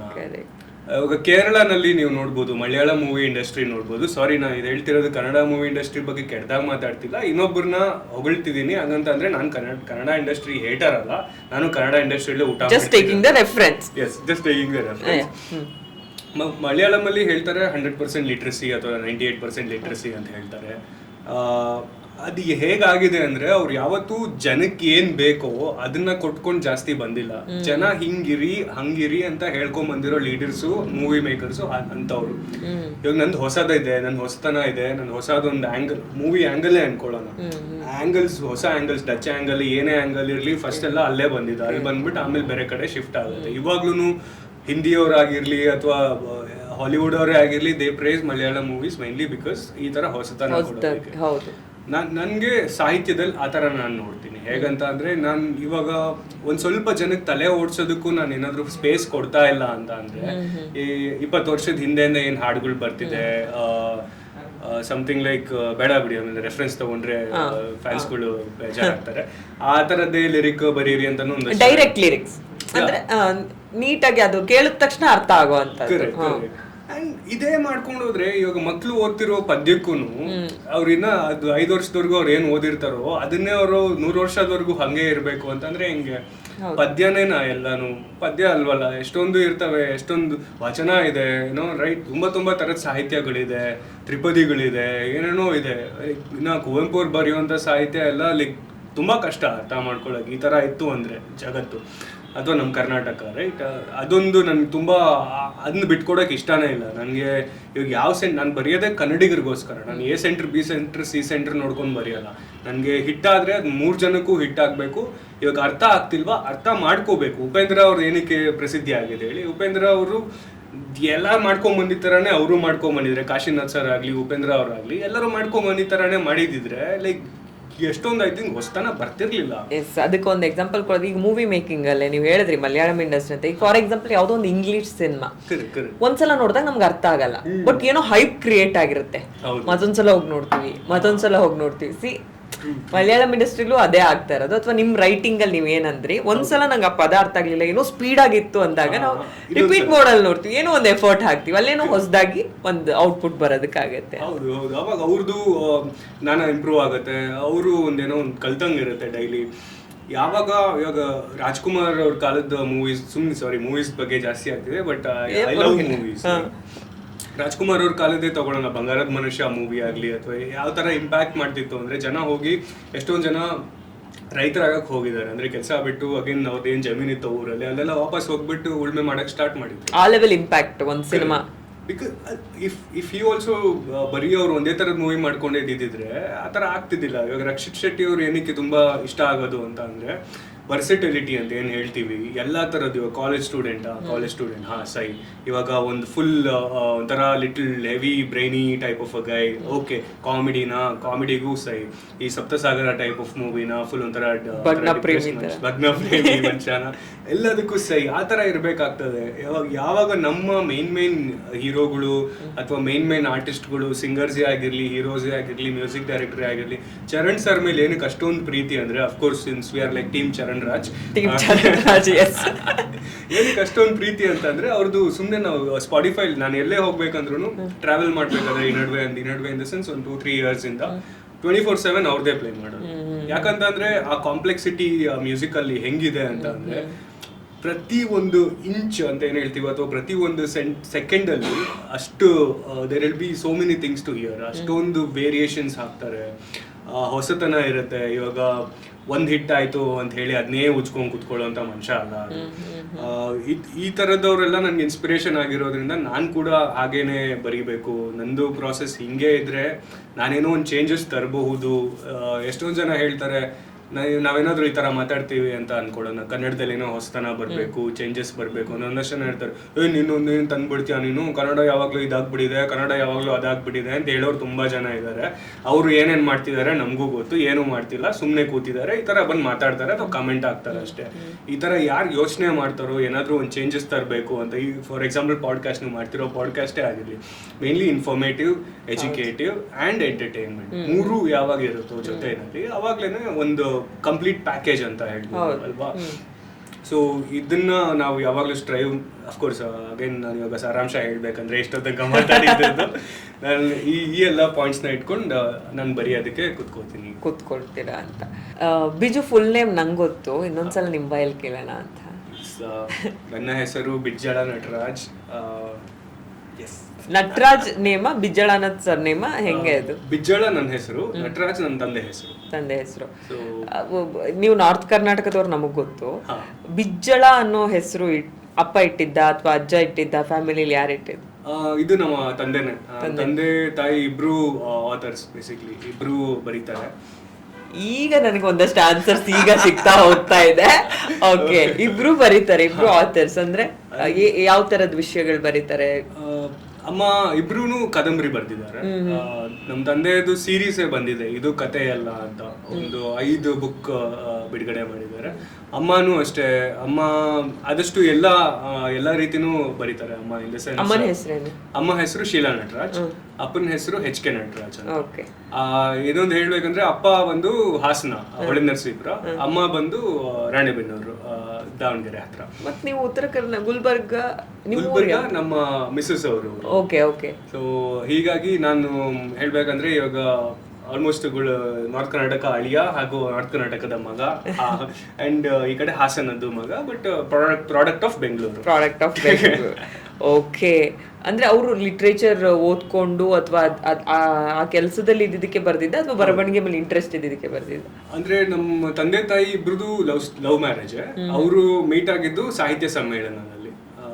ಓ ಮೈ ಗಾಡ್, ಇದು ಈಗ ಬಿಜ್ಜು ಈ ತರದ ಒಂದು ಪ್ರಾಡಕ್ಟ್ ಯಾಕೆ ಅನ್ನೋದ್ರೆ, ಅಪ್ಪ ಅಮ್ಮ ಸಾಹಿತ್ಯ ಸಮ್ಮೇಳನದಲ್ಲಿ ಭೇಟಿಯಾಗಿದ್ದಾರೆ ಅಂದ್ರೆ ಕನ್ನಡಕ್ಕೆ ಅದ್ಭುತವಾಗಿರುವಂತ ಕೊಡುಗೆ ಕೊಟ್ಟಿದ್ದಾರೆ ಅವರಿಬ್ರು. ಅವ್ರಿಗೆ ಥ್ಯಾಂಕ್ಸ್ ಹೇಳ್ಬೇಕು. ಧನ್ಯವಾದ ಅಪ್ಪ ಅಮ್ಮ. ಸೂಪರ್ ಅಲ್ಲ? ಪೇರೆಂಟ್ಸ್ ನಾವು ಯಾವತ್ತು ಯಾವ ಟೈಮಲ್ಲೂ ಮರಿಬಾರ್ದು, ಎಲ್ಲ ಕಡೆ ನೆನ್ಸ್ಕೊಂತಾ ಹೋಗ್ಬೇಕು ಅಂತ. 100% ಬೈಕೋತಾರೆ. ಇಲ್ಲ, ಆ ಇನ್ಪುಟ್ ಅಲ್ಲಿಂದಾನೆ, ಚೈಲ್ಡ್ಹುಡ್ ಇಂದಾನೆ ಇತ್ತು ಬರವಣಿಗೆ ಮೇಲೆ? ಆಕ್ಚುಲಿ ನಂದು ಫಸ್ಟ್ ಎವರ್ ನಾನು ಒಂದು ಪದ್ಯ ಬರ್ದಿದ್ದು ಪಬ್ಲಿಷ್ ಆಗಿದ್ದು ಯಾವಾಗ ಅಂದ್ರೆ ನಾನು ಮೂರನೇ ತರಗತಿಲಿದ್ದೆ. ಅವಾಗ ತರಂಗಾಗೆ ಒಂದು ಕಾಂಪಿಟೇಷನ್ ಇತ್ತು, ಪದ್ಯ ಬರೆಯೋ ಕಾಂಪಿಟೇಷನ್. ಅಲ್ಲಿ ಮಳೆ ಅನ್ನೋ ಟಾಪಿಕ್ ಮೇಲೆ ಒಂದು ಪದ್ಯ ಬರ್ದಿದ್ದೆ, ಒಂದು 12 ಸಾಲಿನ ಪದ್ಯ. ಅದು ಸೆಲೆಕ್ಟ್ ಆಗಿತ್ತು. ಅವಾಗ ನನಗೆ 500 ರೂಪೀಸ್ ಕ್ಯಾಶ್ ಪ್ರೈಸ್ ತರ ಅವಾಗಲೇ ಬಂದಿತ್ತು. ತರಂಗ ಅವ್ರ ಮನಿ ಆರ್ಡರ್ ಎಲ್ಲ ಮಾಡಿದ್ರು. ಸುಮ್ಮನೆ ಇತ್ತೀಚೆಗೆ ಈಗ ನೀವೆಲ್ಲ ಹಿಟ್ ಆಗ್ತಿದ್ದೀರಾ, ಈಗ ಒಂದಷ್ಟು ಜನ ಬರ್ಬೋದು, ನಾನು ರ್ಯಾಪರ್ ಆಗ್ಬೇಕು ಅದೊಂದಿರುತ್ತೆ. ಯಾವ್ದೇನ್ ಹಿಟ್ ಆಗುತ್ತೆ, ಯಾವ್ದೇನ್ ಟ್ರೆಂಡ್ ಆಗಿ ನಾನು ಅದಾಗ್ಬೇಕು, ನನ್ನ ಹತ್ರ ಆ ಕಂಟೆಂಟ್ ಇದೆಯಾ, ಸ್ಟಫ್ ಇದೆಯಾ ನೋಡ್ಕೊಳ್ಳಲ್ಲ ತುಂಬಾ ಜನ. ಯೂತ್ ಅದು ಬೇಗ ಒಂದ್ ಯಾವ್ದಕ್ಕೋ ಇದಾಗ್ತಾರೆ, ಅಟ್ರಾಕ್ಟ್ ಆಗ್ತಾರೆ. ಬಟ್ ಈ ಪ್ರಾಡಕ್ಟ್ ಫೌಂಡೇಶನ್ ತುಂಬಾ ಸ್ಟ್ರಾಂಗ್ ಆಗಿದೆ ಅಂತ ನಂಗೆ ಇವಾಗ ಗೊತ್ತಾಗ್ತದೆ. 3ನೇ ವಯಸ್ಸಲ್ಲೇನೆ ತರಂಗಕ್ಕೆ ಕವನ ಬರೆದು 3ನೇ ತರಗತಿಲಿ ಅವಾಗ್ಲೇ 500 ರೂಪೀಸ್ ಪ್ರೈಸ್. ಗ್ರೇಟ್. ಅಂಡ್ ಅದು ಈ ತರ ನಂಗೆ ರ್ಯಾಪೇ ಮಾಡ್ಬೇಕು ಅಂತ ಇರ್ಲಿಲ್ಲ. ಯಾವಾಗ ನಾನು ಬರೀ ಈ ತರ ಪದ್ಯ ಬರೀತಾ ಇದ್ದೆ, ಸಾಹಿತ್ಯ ಬರೀತಾ, ಅಪ್ಪ ಅಮ್ಮ ಏನ್ ಫೋರ್ಸ್ ಮಾಡಿದ್ದಿಲ್ಲ. ಅವ್ರಿಗೆ ಈ ಕಡೆ ಹೋಗೋದ್ ಬೇಡ ಅನ್ನೋ ತರಾನೇ ಇರ್ತಿತ್ತು. ಯಾಕಂತಂದ್ರೆ ಅವ್ರಿಗೂ ಗೊತ್ತು ಈ ತರ ಸಾಹಿತ್ಯ ಹಂಗೆ ಹಿಂಗೆ ಅಂತ ಹೋದ್ರೆ ಅದ್ರಲ್ಲಿ ಏನ್ ಕಿತ್ಗುಡ್ಡೆ ಹಾಕಕ್ ಕಷ್ಟ, ಸ್ವಲ್ಪ ನಾವು ಕಷ್ಟಪಟ್ಟಿದೀವಿ ಅನ್ನೋದು ಅಲ್ಲ. ಈ ಆಕ್ಟಿಂಗ್ ಎಲ್ಲ ಬ್ಲಡ್ ಅಲ್ಲಿ ಬರುತ್ತೆ ಅಂತಾರಲ್ಲ, ಹಂಗೆ ಬರವಣಿಗೆ ಬ್ಲಡ್ ಅಲ್ಲಿ ಬಂದಿದೆ ಬಿಜ್ಜುಗೆ. ಮೋಸ್ಟ್ ಆಫ್ ದಮ್ಗೆ ಫೋರ್ಸ್ ಮಾಡಿದ್ರೆ ಬರಲ್ಲ, ಅದು ಫೋರ್ಸ್ ಮಾಡಿಲ್ಲ ಅಂದ್ರೆ ಬಂದ್ಬಿಡತ್ತೆ. ಇವಾಗ ಹೆಂಗೆ ಅಂದ್ರೆ ನಮ್ಮಣ್ಣನೂ ಇದ್ದಾನೆ. ನಮ್ಮಣ್ಣ is more into automobiles. ಅವ್ರದ್ದು ಗ್ಯಾರೇಜ್ ಇದೆ ಅಂಡ್ ಅವ್ರ ಮಾಡಿಫಿಕೇಶನ್ ಎಲ್ಲ ಮಾಡ್ತಾರೆ. ಸೊ ಅವ್ನ್ಗೆ ಅದ್ ಬಂದಿಲ್ಲ, ಯಾಕಂದ್ರೆ ಫಸ್ಟ್ ಮಗ ಇರ್ತಾನೆ. ಫಸ್ಟ್ ಮಗ ಆಗಿದ್ದಾಗ ಅದೇನೋ ಫೋರ್ಸ್ ಮಾಡಿರ್ಬೋದು, ಅದಕ್ಕೆ ಬಂದಿಲ್ಲ. ನನ್ಗೆ ಹೆಂಗಿತ್ತು ಅಂದ್ರೆ ನಾನು ಅದರಿಂದ ದೂರ ಇರು ಅಂತ. ಬಟ್ ನಂಗೆ ತುಂಬಾ ಹೆಂಗಿತ್ತು ಅಂದ್ರೆ ಜಾಸ್ತಿ ಜನ ಹತ್ರ ಆಟ ಆಡಕ್ ಹೋದ್ರೆ ನಾನು ಸನ್ ಡೌನ್ ಆದ್ಮೇಲೆ ಹೋಗೋದು, ಬಿಸಿಲಲ್ಲೆಲ್ಲ ಆಚೆ ಹೋಗಲ್ಲ, ಆತರ ಒಂದ್ ಸ್ವಲ್ಪ ವ್ಯಕ್ತಿತ್ವ. ಸೊ ಮನೇಲಿ ಬಿಸಿಲಿರುವಾಗ ಏನ್ ಮಾಡೋದು, ಕುತ್ಕೊಡೋದು, ಓದೋದು, ಬುಕ್ ಇರೋದು. ಒಂದು ಫುಲ್ ದೊಡ್ಡ ರ್ಯಾಕ್ ಇತ್ತು ಆಕ್ಚುಲಿ. ಹೋಪ್ಫುಲಿ ಒಂದು ಹಿಂಗೆ 6 ಅಡಿ ಅಥವಾ ಹಿಂಗೆ 4 ಅಡಿ 5 ಅಡಿ ಅಷ್ಟು ಫುಲ್ ಬುಕ್ಸ್ ಇತ್ತು. ಬಟ್ ಯಾವಾಗಲೇ ಟೈಮ್ ಸಿಕ್ಕಿದ್ರು ಅಟ್ಲೀಸ್ಟ್ ನಾನು ಡಿಕ್ಷನರಿ ಆದ್ರೂ ಓದ್ತಿರ್ತೀನಿ. ಸುಮ್ಮನೆ ಒಂದಷ್ಟು ಪದಗಳು ಸಿಗ್ತಾ ಇರುತ್ತೆ. ಕರೆಕ್ಟ್. ಸೊ ಹೀಗೆ ಇದು ಶಾರ್ಪ್ ಮಾಡ್ಕೋತಾನೆ ಇರಬೇಕು. ಎಂತ ದೊಡ್ಡ ವೆಪನ್ನೇ ಆಗಿರ್ಲಿ, ಅದು ಸ್ವಲ್ಪ ಕ್ಯಾಲಿಬ್ರೇಷನ್ ಅಂತ ಏನ್ ಹೇಳ್ತೀವಿ, ಅದು ಶಾರ್ಪ್ನೆಸ್ ಮಾಡ್ತಾನೆ ಇರ್ಬೇಕಾಗತ್ತೆ. ಇಲ್ಲ ಅಂದ್ರೆ ಸಡನ್ ಆಗಿ ಈ ತರ ಆಪರ್ಚುನಿಟೀಸ್ ಬರೋದೇ ಸಡನ್ ಆಗಿ, ಟು ಬಿ ಆನೆಸ್ಟ್. ಇವಾಗ ಸಡನ್ ಆಗಿ ಇವಾಗ ನನಗೆ ಒಂದು ಈ ಹೀರೋನ ಬಣ್ಣಿಸೋಕೆ ಒಂದು ಕನ್ನಡದ ಸ್ಟ್ರಾಂಗ್ ವರ್ಡ್ ಬೇಕಪ್ಪ ಅಂತ ಹೇಳ್ತಾರೆ. ಆಗ್ಲೇ ನಾನು ಈ ಸೂಪರು ಗೀಪರು ಅಂತೆಲ್ಲ ಹೇಳಕ್ ಆಗಲ್ಲ ಅಲ್ವಾ. ಕನ್ನಡದೇ ಒಂದು ಹುಡುಕ್ಬೇಕಾಗ ಆಗುಂತಕ ಆ ಥರ ಏನಾದ್ರು ಒಂದು ವರ್ಡ್ ಹೊಡೆದ ಅಂದ್ರೆ ಅವಾಗ ಅವ್ರಿಗೂ ಇರುತ್ತೆ, ಇಬ್ರು ಇದೇ ಬೇಕಾಗಿದ್ದು ಅಂತ. ಸೊ ಆ ರೀಸನ್ಗೆ ತುಂಬಾ ಓದೋದಕ್ಕೆ ಒಲವಿದೆ. ಸೂಪರ್. ಅದನ್ನೇ ಹೇಳೋದು, ಈಗ ಹೇಳ್ತಾರೆ ಗೊತ್ತಾ, ಬುಕ್ಸ್ ಕಡೆ ಸ್ವಲ್ಪ ಕಾನ್ಸಂಟ್ರೇಟ್ ಮಾಡಿ ಅಥವಾ ಓದೋದು ಕಮ್ಮಿ ಆಗಿದೆ, ಸೋಷಿಯಲ್ ಮೀಡಿಯಾ ಎಲ್ಲದನ್ನೂ ಓವರ್ಟೇಕ್ ಮಾಡಿಬಿಟ್ಟಿದೆ, ಮರ್ಡರ್ ಮಾಡಿಬಿಟ್ಟಿದೆ ಅಂತ. ಬಟ್ ಈ ಬೇಸಿಕ್ ವಿಚಾರಗಳು ಎಷ್ಟು ಇನ್ಪುಟ್ಸ್ ಕೊಡುತ್ತೆ ಇವಾಗ ನಿಮ್ಮ ಬರವಣಿಗೆ ಮೇಲೆ ಅನ್ನೋದು ನಮಗೆ ಗೊತ್ತಾಗುತ್ತೆ ಅದು ವಿಷಯ. ಅದಕ್ಕೆ ಆ್ಯಡ್ ಮಾಡೋದಾದ್ರೆ ಮೋಸ್ಟ್ಲಿ ಅದೇ ಇಷ್ಟು ಮಿನಿಟ್ಸ್ ಅಲ್ಲಿ ಇಷ್ಟು ಪದ ಬರೀತಾರೆ ಬಿಜ್ಜು ಅಂತ ಹಾಡ್ತಾರೆ ಅಂತ. ಆಕ್ಚುಲಿ ಹಾಡೋದೆ ನಂದು ಫಾಸ್ಟೆಸ್ಟ್ ಸಾಂಗ್ ಅಲ್ಲಿ ಬಂದು 1 ಸೆಕೆಂಡ್ಗೆ ಹತ್ರ 8 ಪದ ಬರುತ್ತೆ. 8 ಇನ್ನೊಂದು ಅನ್ರಿಲೀಸ್ಡ್ ಇದೆ, ಅದು 11ವರೆಗೂ ಹೋಗುತ್ತೆ. ಸೊ ಅದ್ರ ಹೆಸರು ಮೆಷಿನ್ ಗನ್ ಅಂತಾನೆ ಟ್ರ್ಯಾಕ್ ಹೆಸರು. ಉಸಿರಾಡೋದು ಹೇಗೆ ಬಿಜು? ಅದು ಟೆಕ್ನಿಕ್ಸ್ ಇದೆ. ಸೈಕ್ಲಿಕ್ ಬ್ರೀದಿಂಗ್ ಅಂತ. ಬೇಸಿಕ್ಲಿ ಈ ಬಾಕ್ಸರ್ಸ್ ಇರಲಿ ಅಥವಾ ಸ್ವಿಮ್ಮರ್ಸ್ ಇರಲಿ, ಫ್ಲೂಟಿಸ್ಟ್ ಎಲ್ಲ ಇರ್ತಾರಲ್ಲ, ಅವ್ರಿಗೆಲ್ಲ ಇದು ಟೆಕ್ನಿಕ್ ತುಂಬ ಚೆನ್ನಾಗಿ ಗೊತ್ತಿರುತ್ತೆ. ನಾನು ಡಿಜಿರಿಡು ಅಂತ ಒಂದು ಇನ್ಸ್ಟ್ರೂಮೆಂಟ್ ಇದೆ, ಅದನ್ನು ಓದ್ತಾ ಇರ್ತಾ ಇದ್ದೆ.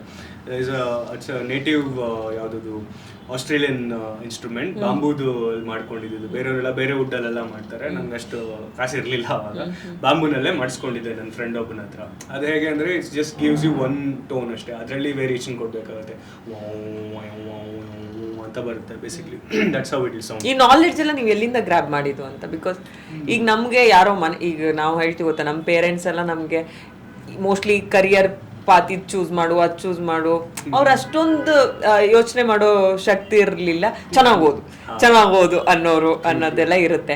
ಕೆಲವೊಂದು ಮನೆಗಳಲ್ಲಿ ಅವಾಗಿನೇ ಪೇರೆಂಟ್ಸ್ ತುಂಬಾ ಎಜುಕೇಟೆಡ್ ಇದ್ದು ಇಲ್ಲ ಇದೇ ರೈಟು ಇದು ರಾಂಗು ಅಂತ ಹೇಳ್ಕೊಟ್ಟಿರೋ ಮನೆಗಳಿದಾವೆ. ನಿಮ್ಗೆ ಹೆಂಗೆ ಈ ಥರದ ಚಿಕ್ಕ ವಿಷಯಗಳು, ಬ್ರೀತಿಂಗ್ ಮೇಲೆ ಹೋಲ್ಡ್ ಇರಬೇಕು, ಇದೆಲ್ಲ ನೀವು ನೀವೇ ನೋಡಿ ಕಲ್ತ್ಕೊಂಡಿದ್ದ ಹೆಂಗೆ ಅಂತ? ಇದಕ್ಕೆ ನನ್ನ ಮೇನ್ ಆಭಾರಿ ಯಾರಿಗೆ ಅಂದರೆ ಯೂಟ್ಯೂಬ್ಗೆ.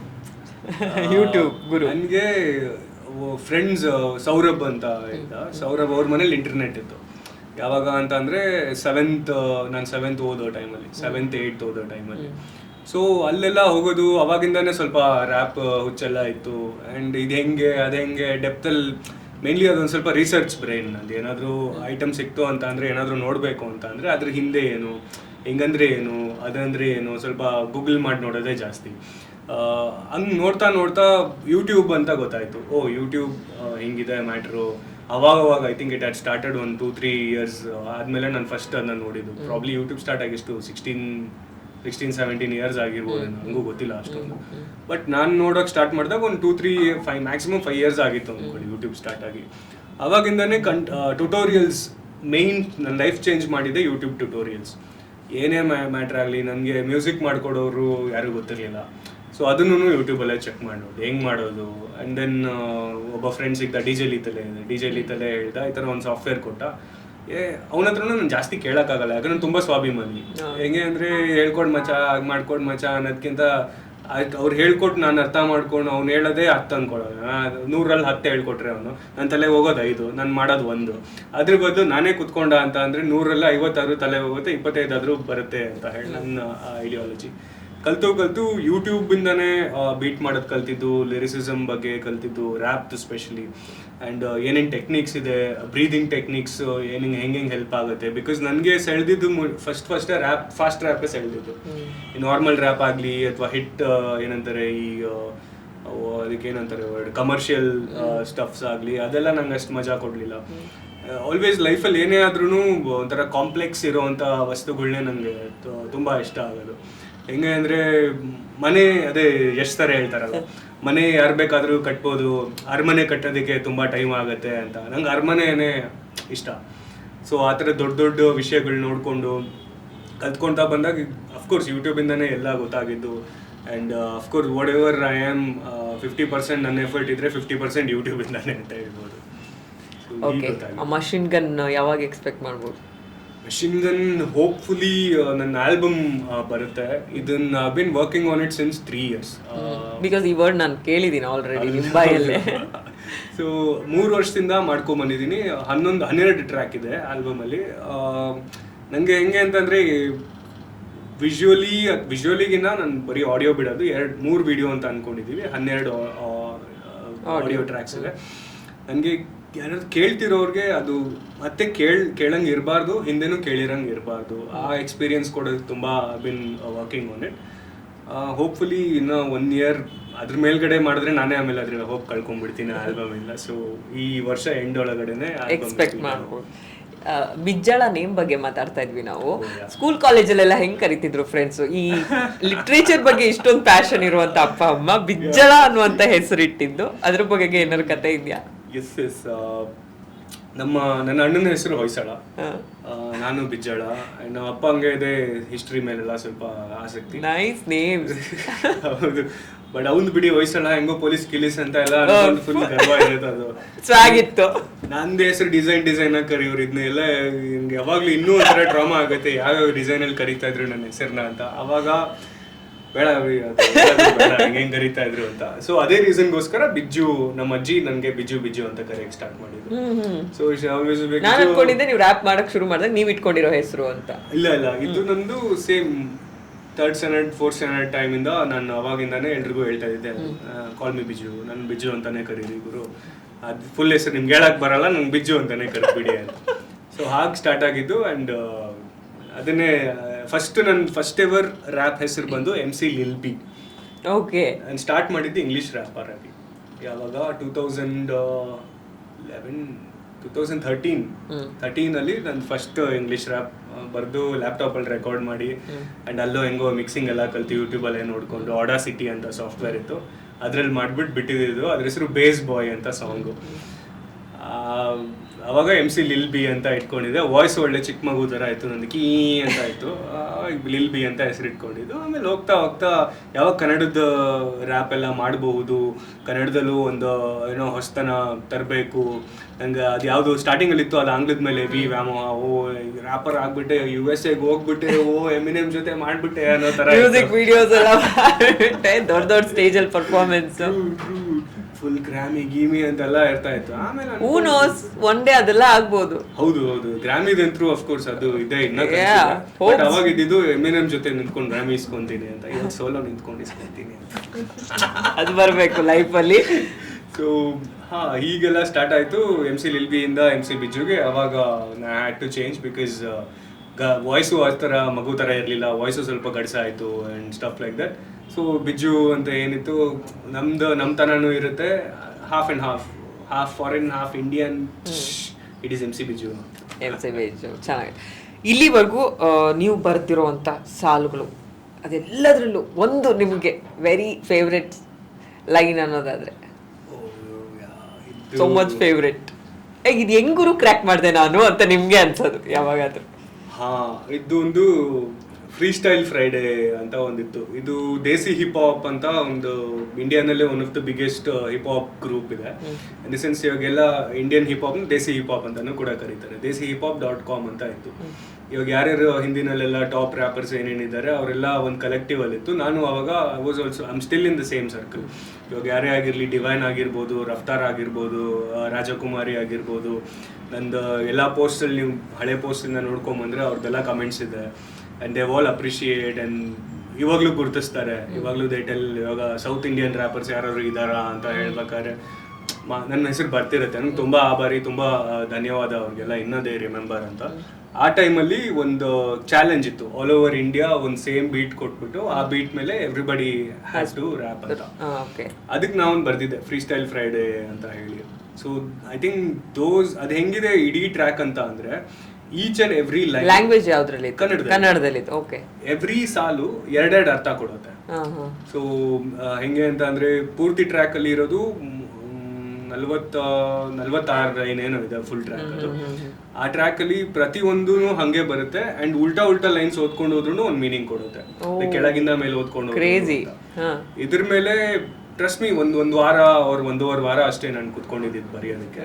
ಬರೆದು ಇದಾಗಿತ್ತು ಅಂಡ್ ಐ ವಾಸ್ ಸೋ ನನ್ನ ಮೇಲೆ ನನಗೆ ಅವಾಗ ಒಂಥರ ಅನಿಸ್ತು, ಗುರು ನಾನು ಇದ್ದು ಮಾಡ್ಬೋದು, ಇದೇನೋ ಇದೆ. ಒಂದೆರಡು ಲೈನ್ ಹೇಳ್ಬೋದಾ ಅದು, ಅಂದ್ರೆ ಏನ್ ಲೈನ್ಸ್ ಅಂತ? Okay, let me remember. Okay.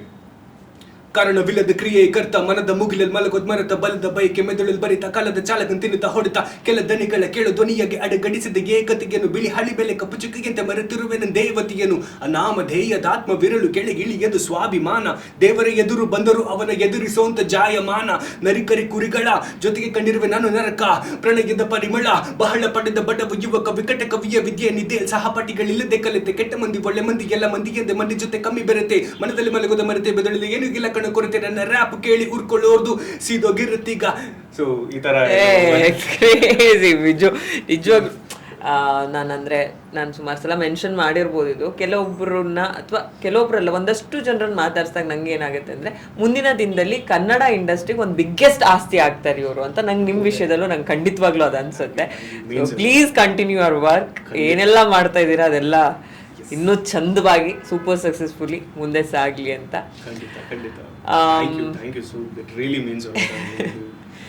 I mean it. ಅಂದ್ರೆ ಅದನ್ನ ಹೇಳ್ತಿದ್ನಲ್ಲ, ನಂಗೆ ಕನ್ನಡದ ಬಗ್ಗೆ ಭಾಷೆ ಬಗ್ಗೆ ನಾವು ಹೋದಾಗ ಡೆಪ್ತ್ ಆಗಿ, ಅಥವಾ ನೀವು ಹೇಳ್ತಾ ಇದ್ರೆ ಅದೇ ಬೆಳೆಸೋದೆಲ್ಲ ಬಳಸಿ ಮೊದಲು ಅನ್ನೋಂಥದ್ದು ಒಂದು ಲೈನ್ ಇದೆ. ಬೇಸಿಕ್ ಇಂದಾನೆ ನಾವು ಬರೋದಾದ್ರೆ ತುಂಬಾ ವಿಚಾರಗಳಿರುತ್ತೆ ಅದ್ರ ಬಗ್ಗೆ.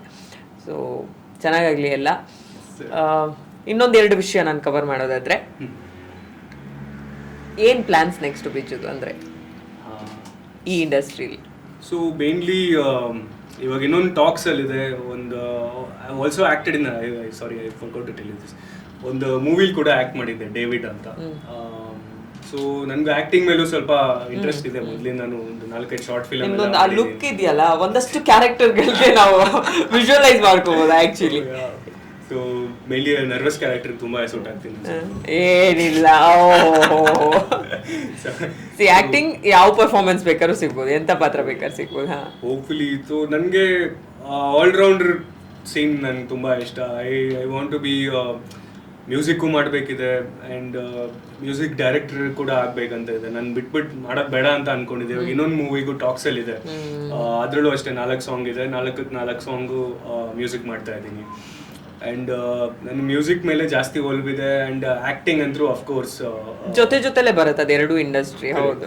So these are the 2 things. And ನನ್ನ ಮೇನ್ ಇನ್ನೊಂದು ಏನು ಅಂತ ಅಂದ್ರೆ, ಕನ್ನಡದ್ದು ಕಾನ್ಸರ್ಟ್ಸ್ ನನಗೆ ಮೊದಲಿಂದನೂ ನನಗೆ ಇರೋದು ತಲೆನಲ್ಲಿ ಅದೇ, ಕನ್ನಡದ ದೊಡ್ಡ ಕಾನ್ಸರ್ಟ್ಸ್ ಆಗಬೇಕು, ಸ್ಟೇಡಿಯಂ ಅಲ್ಲಿ ಕಾನ್ಸರ್ಟ್ಸ್ಗಳು ಆಗಬೇಕು, ಅದನ್ನ ಸೋಲ್ಡ್ ಔಟ್ ಆಗುವಂತ ಕಾನ್ಸರ್ಟ್ಸ್ ಆಗಬೇಕು. ಇಟ್ ಶುಡ್ ಬಿ ಲೈಕ್ ನಾವು ಇದುವರೆಗೂ ಮಾಡಿರೋದು ಮ್ಯಾಕ್ಸಿಮಮ್ ಅಂತ ಅಂದ್ರೆ ಅದು ಪುಣೆಯಲ್ಲಿ ಮಾಡಿದ್ದು NH7 ಅಲ್ಲಿ. ಅಲ್ಲಿ 8,000-9,000 ಜನ ಇದ್ರು. That is the biggest stage that I have done. And ಬರೀ ಅದ್ರ ಕನ್ನಡದಕ್ಕೋಸ್ಕರ ಬಂದಿದ್ದಿಲ್ಲ, ಅಲ್ಲಿ ಎಲ್ಲರೂ ಇದ್ರು, ಹಾಗಾಗಿ ಬಂದಿದ್ರು. ಸೊ ಅದೇ ಸೀನ್ ನನಗೆ ಕರ್ನಾಟಕದ ಮೂಲೆನಲ್ಲೂ ಆಗ್ಬೇಕು. ಅಂಡ್ ಟಿಕೆಟೆಡ್ ಶೋಸ್ಗಳು ಆಗಬೇಕು. ನನ್ಗೆ ಆರ್ಗನೈಸ್ ಮಾಡೋಕ್ಕೂ ಇಂಟ್ರೆಸ್ಟ್ ಇದೆ. ಮುಂದಕ್ಕೆ ಹೋಪ್ಫುಲಿ ದೇವ್ರು ನನಗೆ ಆಶೀರ್ವಾದ ಮಾಡಿದ್ರೆ ದೊಡ್ಡ ಕಾನ್ಸರ್ಟ್ಸ್ಗಳನ್ನ ಆರ್ಗನೈಸ್ ಮಾಡಿ, ಎಲ್ಲ ದೊಡ್ಡ ಯಾರ್ಯಾರಿದ್ದಾರೆ ಕನ್ನಡದ ಆರ್ಟಿಸ್ಟ್ಗಳು, ಅಪ್ಕಮಿಂಗ್ ಆಗಿರಲಿ, DJs ಆಗಿರಲಿ, Kannada DJs, music makers, singers, band ಅಂಥವ್ರಿಗೆಲ್ಲದು ಒಂದು ಆಪರ್ಚುನಿಟಿ ಕೊಡಬೇಕು. ಆ್ಯಂಡ್ ಈ ಥರದ್ದು ಒಂದು ಮ್ಯೂಸಿಕ್ದು ಒಂದು ಬಿಸ್ನೆಸ್ ಇದೆ. ಯಾರ್ಯಾರು ಮ್ಯೂಸಿಷಿಯನ್ಸ್ ಆಗಬೇಕು ಅಂತ ಮನೇಲಿ ಹೋಗಿ ಅಪ್ಪ ಅಮ್ಮಂಗೆ ಹೇಳಿದ್ರೆ ಬೈದಿರಾ ಅಥವಾ ಏನಾದ್ರು ಹೊಡಿದಿರಾ, ಅದು ಒಂದು ಕರಿಯರ್ ಪಾತ್ ಅಂತ ಸೀರಿಯಸ್ ಆಗಿ ಕನ್ಸಿಡರ್ ಮಾಡಬೇಕು.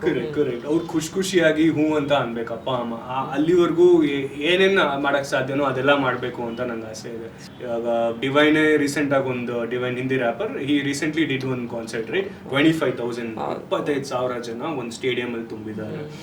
ನಮ್ಮ ಕನ್ನಡದಲ್ಲೂ ಆಗುತ್ತೆ. ಎಲ್ಲಿವರೆಗೂ ನಮ್ಮ ಕನ್ನಡಿಗರು ನಮ್ಮ ಆರ್ಟಿಸ್ಟ್ಗಳಿಗೆ ಬರೀ ಕೊಂಕು ಮಾತಾಡ್ಕೊಂಡು ಕಮೆಂಟ್ಸ್ ಅಲ್ಲಿ ಬರೀ ಟ್ರೈಂಗ್ ಟು ಬಿ ಜೋಕರ್ಸ್, ಎಲ್ಲಿವರೆಗೂ ಅವರು ಫನಿ ಆಗಿ ಆಡೋದಕ್ಕೋಸ್ಕರ ಏನೇನೋ ಹುಚ್ಚುಚ್ಚಂಗೆ ಆಡ್ಕೊಂಡು ಇರೋದು ಬಿಟ್ಟು ನಿಜವಾಗ್ಲೂ ಟ್ರೂಲಿ ಸಪೋರ್ಟ್ ಮಾಡೋಂಥ ಆಗಿ ನಮ್ಮೆಲ್ಲರಿಗೂ ಒಂದು ಸಿಕ್ಕೇ ಸಿಗುತ್ತೆ ನಮ್ಗಂತ. ಈಗ ಟ್ರೋಲಿಂಗ್ ಕಲ್ಚರ್ ಅದ್ರ ಬಗ್ಗೆ ಮಾತಾಡೋದಾದ್ರೆ, ಈಗ ಫಾರ್ ಎಕ್ಸಾಂಪಲ್ ನಮ್ಗೇನು ಇಂಟರ್ವ್ಯೂ ಮಾಡ್ತಾ ಇರ್ತೀವಿ ಬ್ಯಾಕ್ ಟು ಬ್ಯಾಕ್. ಈಗ ನಾನು ಜರ್ನಲಿಸ್ಟ್ ಆಗಿ ಮಾತಾಡೋದಾದ್ರೆ ಹೊಸದಾಗೇನೋ ಮಾಡೋಣ ಅಂತ ಟ್ರೈ ಮಾಡಿದ್ರೆ ಆಪೋಸಿಟ್ ಇರೋವಂಥ ಗೆಸ್ಟು ಮಾತಾಡೋಕ್ಕೆ ಹೆದರುವಂಥ ಪರಿಸ್ಥಿತಿ ಇಲ್ಲಿ. ಈಗ ಫಾರ್ ಎಕ್ಸಾಂಪಲ್ ನಾವು ಒಂದಷ್ಟು ಬಾಲಿವುಡ್ ಇಂಟರ್ವ್ಯೂಸ್ ಅಥವಾ ಬೇರೆ ಭಾಷೆ ಇಂಟರ್ವ್ಯೂಸ್ ನೋಡಿದಾಗ ಅವ್ರು ಓಪನ್ ಅಪ್ ಆಗೋ ರೀತಿ ನೋಡಿದಾಗ ನಮ್ಗೆ ಖುಷಿ ಆಗುತ್ತೆ, ನಮ್ಗೆ ಒಂದಷ್ಟು ಕಂಟೆಂಟ್ ಬರುತ್ತೆ. ಅದನ್ನ ನಾವು ಇಲ್ಲಿ ಅಪ್ಲೈ ಮಾಡೋಣ ಅಂತ ನಾನು ಎಷ್ಟೋ ಸಲ ಟ್ರೈ ಮಾಡಿದ್ದೀನಿ. ನಾನು ಸೆಲೆಬ್ರಿಟೀಸ್ನು ಬ್ಲೇಮ್ ಮಾಡೋಕ್ಕಾಗಲ್ಲ, ಬಿಕಾಸ್ ಅವರಿಗೆ ಹಿಂದೆ ಮಾತಾಡಿ ಒಂದು ಎಕ್ಸ್ಪೀರಿಯನ್ಸ್ ಆಗಿರುತ್ತೆ, ಬ್ಯಾಡ್ ಎಕ್ಸ್ಪೀರಿಯನ್ಸ್. ಅದಕ್ಕೆ ಅವ್ರಿಗೆ ಮಾತಾಡೋಕೆ ಇಂಟ್ರೆಸ್ಟೇ ಇರಲ್ಲ. ಸೊ ಹೆಂಗಂದ್ರೆ ನಂಗೆ ಏನನ್ಸುತ್ತೆ ಗೊತ್ತಾ, ತುಂಬಾ ವಿಷಯಗಳಲ್ಲಿ ಇಲ್ಲಿ ಜಾಸ್ತಿ ಇದೆ ಆ ನೆಗೆಟಿವಿಟಿ ಅಂತ ನಂಗೆ ಅನ್ಸುತ್ತೆ. ಕೆಲವೊಂದು ವಿಷಯದಲ್ಲಿ ಅಂದ್ರೆ ಒಂದು ಅಪ್ರಿಶಿಯೇಟ್ ಮಾಡೋ ವಿಷಯಗಳನ್ನು ತುಂಬಾ ಕನ್ಸಿಡರೇಷನ್ಗೆ ತಗೊಳ್ದೆ ಇದ್ರಲ್ಲಿ ನಾನು ಏನ್ ಹುಡುಕ್ಲಿ, ಇದ್ರಲ್ಲಿ ನಾನು ಏನ್ ಕೆಟ್ಟದ್ದು ಹುಡುಕ್ಲಿ. ಅದು ಎಸ್ ಇದಂತೂ ಖಂಡಿತವಾಗ್ಲೂ ಆಪ್ತಮಿತ್ರ ಫಿಲಮ್ ಅಲ್ಲಿ ಹೇಳ್ತಾರೆ ನೋಡಿ, ಸಮಸ್ಯೆ ಇದೆ ಇಲ್ಲಿ, ಖಂಡಿತವಾಗ್ಲೂ ಸಮಸ್ಯೆ ಇದೆ ಅಂತ. ಆ ಥರ ಇಲ್ಲಿ ಸಮಸ್ಯೆ ಇದೆ. ಆ್ಯಂಡ್ ಇತ್ತೀಚಿನ ದಿನಗಳಲ್ಲಿ ಅದು ಜಾಸ್ತಿ ತುಂಬ ಹದ್ಮೀರ್ ಹೋಗಿದೆ. ಆ್ಯಂಡ್ ಎಲ್ಲಿವರೆಗೂ ಒಬ್ಬ ಮನುಷ್ಯನಿಗೆ ಅವನ ಸ್ವಂತ ಐಡೆಂಟಿಟಿ, ಅವನ ಮೇಲೆ ಅವನಿಗೆ ಒಂದು ಸೆಲ್ಫ್ ರೆಸ್ಪೆಕ್ಟ್ ಅಂತ ಏನು ಹೇಳ್ತೀವಿ, ಆ ಮರ್ಯಾದೆ ಒಬ್ಬನ ಮೇಲೆ ಅವ್ನಿಗೆ ಯಾರು ಕಮೆಂಟ್ ಮಾಡ್ತಿದಾರಲ್ಲ ಅಂಥವ್ನಿಗೆ ಎಲ್ಲಿವರೆಗೂ ಆ ರೆಸ್ಪೆಕ್ಟ್ ಇರಲ್ವೋ ಅವ್ರು ಹಿಂಗೆ ಇರ್ತಾರೆ ಅಂತ ನಾನು ಹೇಳಕ್ಕೆ ಇಷ್ಟಪಡ್ತೀನಿ. ಅದನ್ನು ಚೇಂಜ್ ಮಾಡ್ಕೊಳ್ಳೋದು ಬಿಡೋದು ಅವ್ರ ಕೈಯಲ್ಲೇ ಇದೆ. ಕಮೆಂಟ್ ಇವಾಗ ಫ್ರೀಡಮ್ ಆಫ್ ಸ್ಪೀಚ್ ಅಂತ ಇರೋದು ಎರಡು ಥರ ಬರುತ್ತೆ. ಒಂದು ಕರೆಕ್ಟು, ಒಂದು ತಪ್ಪು ಫ್ರೀಡಮ್ ಆಫ್ ಸ್ಪೀಚ್ ಏನು ಅಂತ ಅಂದರೆ, ಇವಾಗ ಈ ಪಾಯಿಂಟ್ ನಂದು ಈ ಇಂಟರ್ವ್ಯೂನಲ್ಲಿ ಯಾರಿಗೋ ಇಷ್ಟ ಆಗಿಲ್ಲ, ಅದನ್ನ ಕರೆಕ್ಟಾಗಿ ಒಬ್ಬ ನಾರ್ಮಲ್ ಮನುಷ್ಯ ನನ್ನ ಮುಂದೆ ಸಿಕ್ಕಿದಾಗ ಅವ್ನು ಹಂಗೆ ಮಾತಾಡ್ತಾನ ಇಲ್ಲ. ನಾನು ನೋಡಿದ್ದೀನಿ ಎಷ್ಟೊಂದು ಜನ, ಗೊತ್ತು ಏನಂತಾರೆ ಅದಕ್ಕೆ ವರ್ಡೇ ಗೊತ್ತಿಲ್ಲ ನನಗೆ, ಫೇಕ್ ಐಡಿ ಇಟ್ಕೊಂಡು ಒಂದಷ್ಟು ಜನ ಇದ್ದಾರೆ, ನಮ್ಮ ಏರಿಯಾನಲ್ಲೇ ಇದ್ರು. ಅವರೇ ಎದುರುಗಡೆ ಸಿಕ್ಕಿದಾಗ ಬ್ರೋ ನಮಸ್ಕಾರ ಬ್ರೋ, ಆರಾಮ ಬ್ರೋ, ಟೀ ಕುಡಿತೀರಾ ಬ್ರೋ ಅಂತಾರೆ. ಅದೇ ಫೇಕ್ ಐಡಿನಲ್ಲಿ ಇಟ್ಕೊಂಡು ಬಂದು ಕಮೆಂಟ್ ಮಾತ್ರ ಏನೇನೋ ಆಗ್ತಾರೆ. ಆಯ್ತಾ, ಆ ಧೈರ್ಯದಿಂದ ಓಪನ್ ಆಗಿ ಮಾತಾಡೋದು ಒಂದು ರೀತಿ ಇರುತ್ತೆ. ಸ್ಕ್ರೀನ್ ಹಿಂದೆ ಕೂತು ಫೇಕ್ ಅಕೌಂಟ್ ಮಾಡಿಕೊಂಡು ಅಲ್ಲಿ ಬಂದು ಕೆಟ್ಟ ಪದಗಳು ಯೂಸ್ ಮಾಡಿ ಮಾತಾಡಬೇಕು ಅನ್ನೋದು ಏನೂ ಅವಶ್ಯಕತೆ ಇಲ್ಲ. ನಾರ್ಮಲ್ ಆಗಿ ಕನ್ನಡ ಗೊತ್ತಿರೋರಾಗಿದ್ರೆ ಕನ್ನಡದಲ್ಲಿ ತುಂಬಾ ಸೊಗಸಾದ ಪದಗಳಿದಾವೆ, ಅದನ್ನು ಕೂಡ ಬಳಸಿ ನಿಮ್ಮ ಏನು ಅನಿಸಿಕೆ ಇದೆ, ಅಭಿಪ್ರಾಯ ಇದೆ, ಅದನ್ನು ಕೂಡ ತಿಳಿಸಬಹುದು. ಇದು ಜನಹಿತಕ್ಕೆ ಜಾರಿ. ಕ್ರೇಜಿ. ಈಗ ನನಗೂ ಅಂದ್ರೆ ಫಾರ್ ಎಕ್ಸಾಂಪಲ್ ಈಗ ನಾನು ಅಪ್ಪಟ ಕನ್ನಡದಲ್ಲಿ ಮಾತಾಡಿದ್ರೆ ನನ್ಗೆ ನೀವು ನ್ಯೂಸ್ ಮಾಡಿ ನ್ಯೂಸ್ ಸ್ಲ್ಯಾಂಗ್ ಅಲ್ಲಿ ಮಾತಾಡ್ತೀರಾ ಅನ್ಸುತ್ತೆ ಅಂತಾರೆ.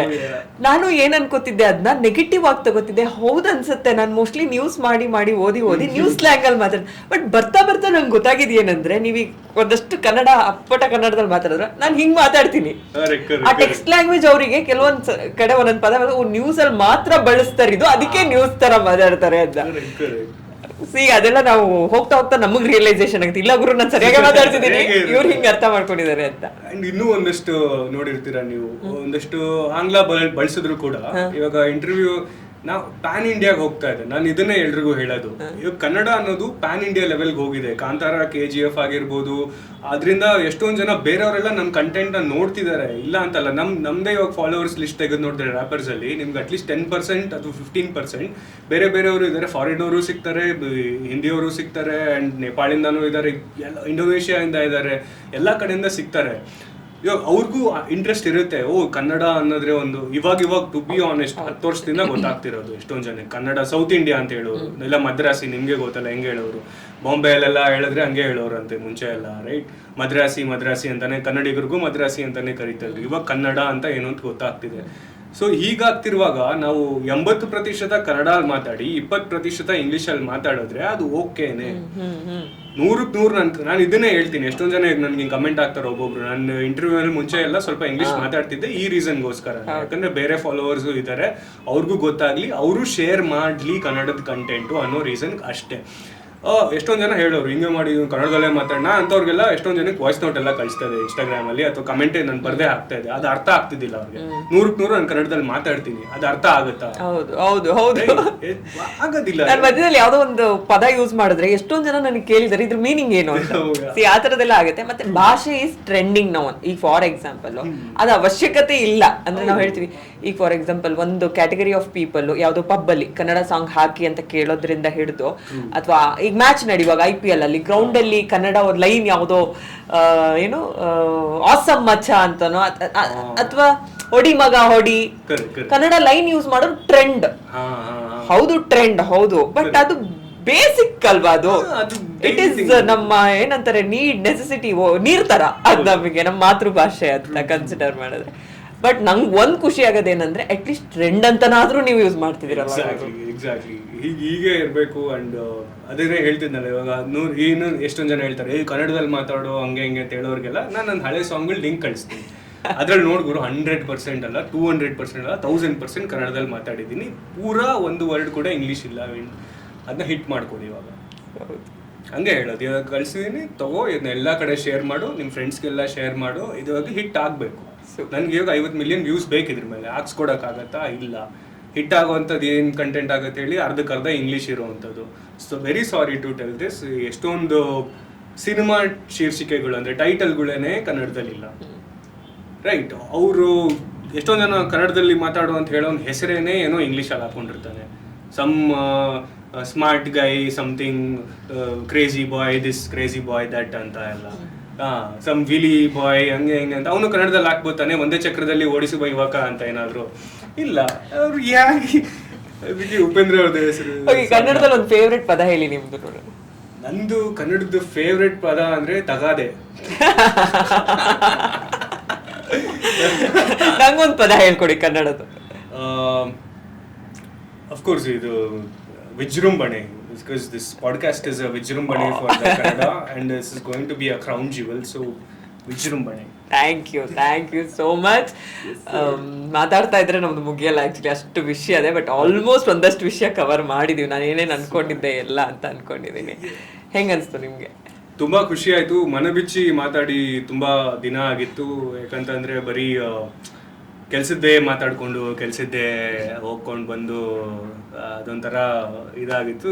ಅದು ಆಗಿತ್ತು, ಇದು ಟ್ರೆಂಡ್ ಇದಾಗಿತ್ತು, ಅದಾಗೆ. ಸೊ ಅದೊಂದು ಸ್ವಲ್ಪ ಬೇಜಾರಲ್ಲಿದೆ. ಇವಾಗ ಸಾಂಗ್ ಪ್ರಮೋಷನ್ ಅಂದ್ರೆ ಅಥವಾ ಸಿನಿಮಾ ಪ್ರಮೋಷನ್ ಅದ್ರ ಬಗ್ಗೆ ಮಾತ್ರ ಮಾತಾಡಿದ್ರೆ, ಹೌದು ಬಿಜು ಆಸ್ ಎ ಪರ್ಸನ್ ಅವ್ರ ಪರ್ಸ್ಪೆಕ್ಟಿವ್ ಒಂದಷ್ಟು ವಿಚಾರದಲ್ಲಿ ಏನಿರುತ್ತೆ, ಸೊ ಅದು ನಮ್ಮ ಪಾಡ್ಕಾಸ್ಟ್ ಅಲ್ಲಿ ಒಂದಷ್ಟು ಬರ್ಲಿ ಅನ್ನೋದು ನಮ್ಮ ಆಶಯ.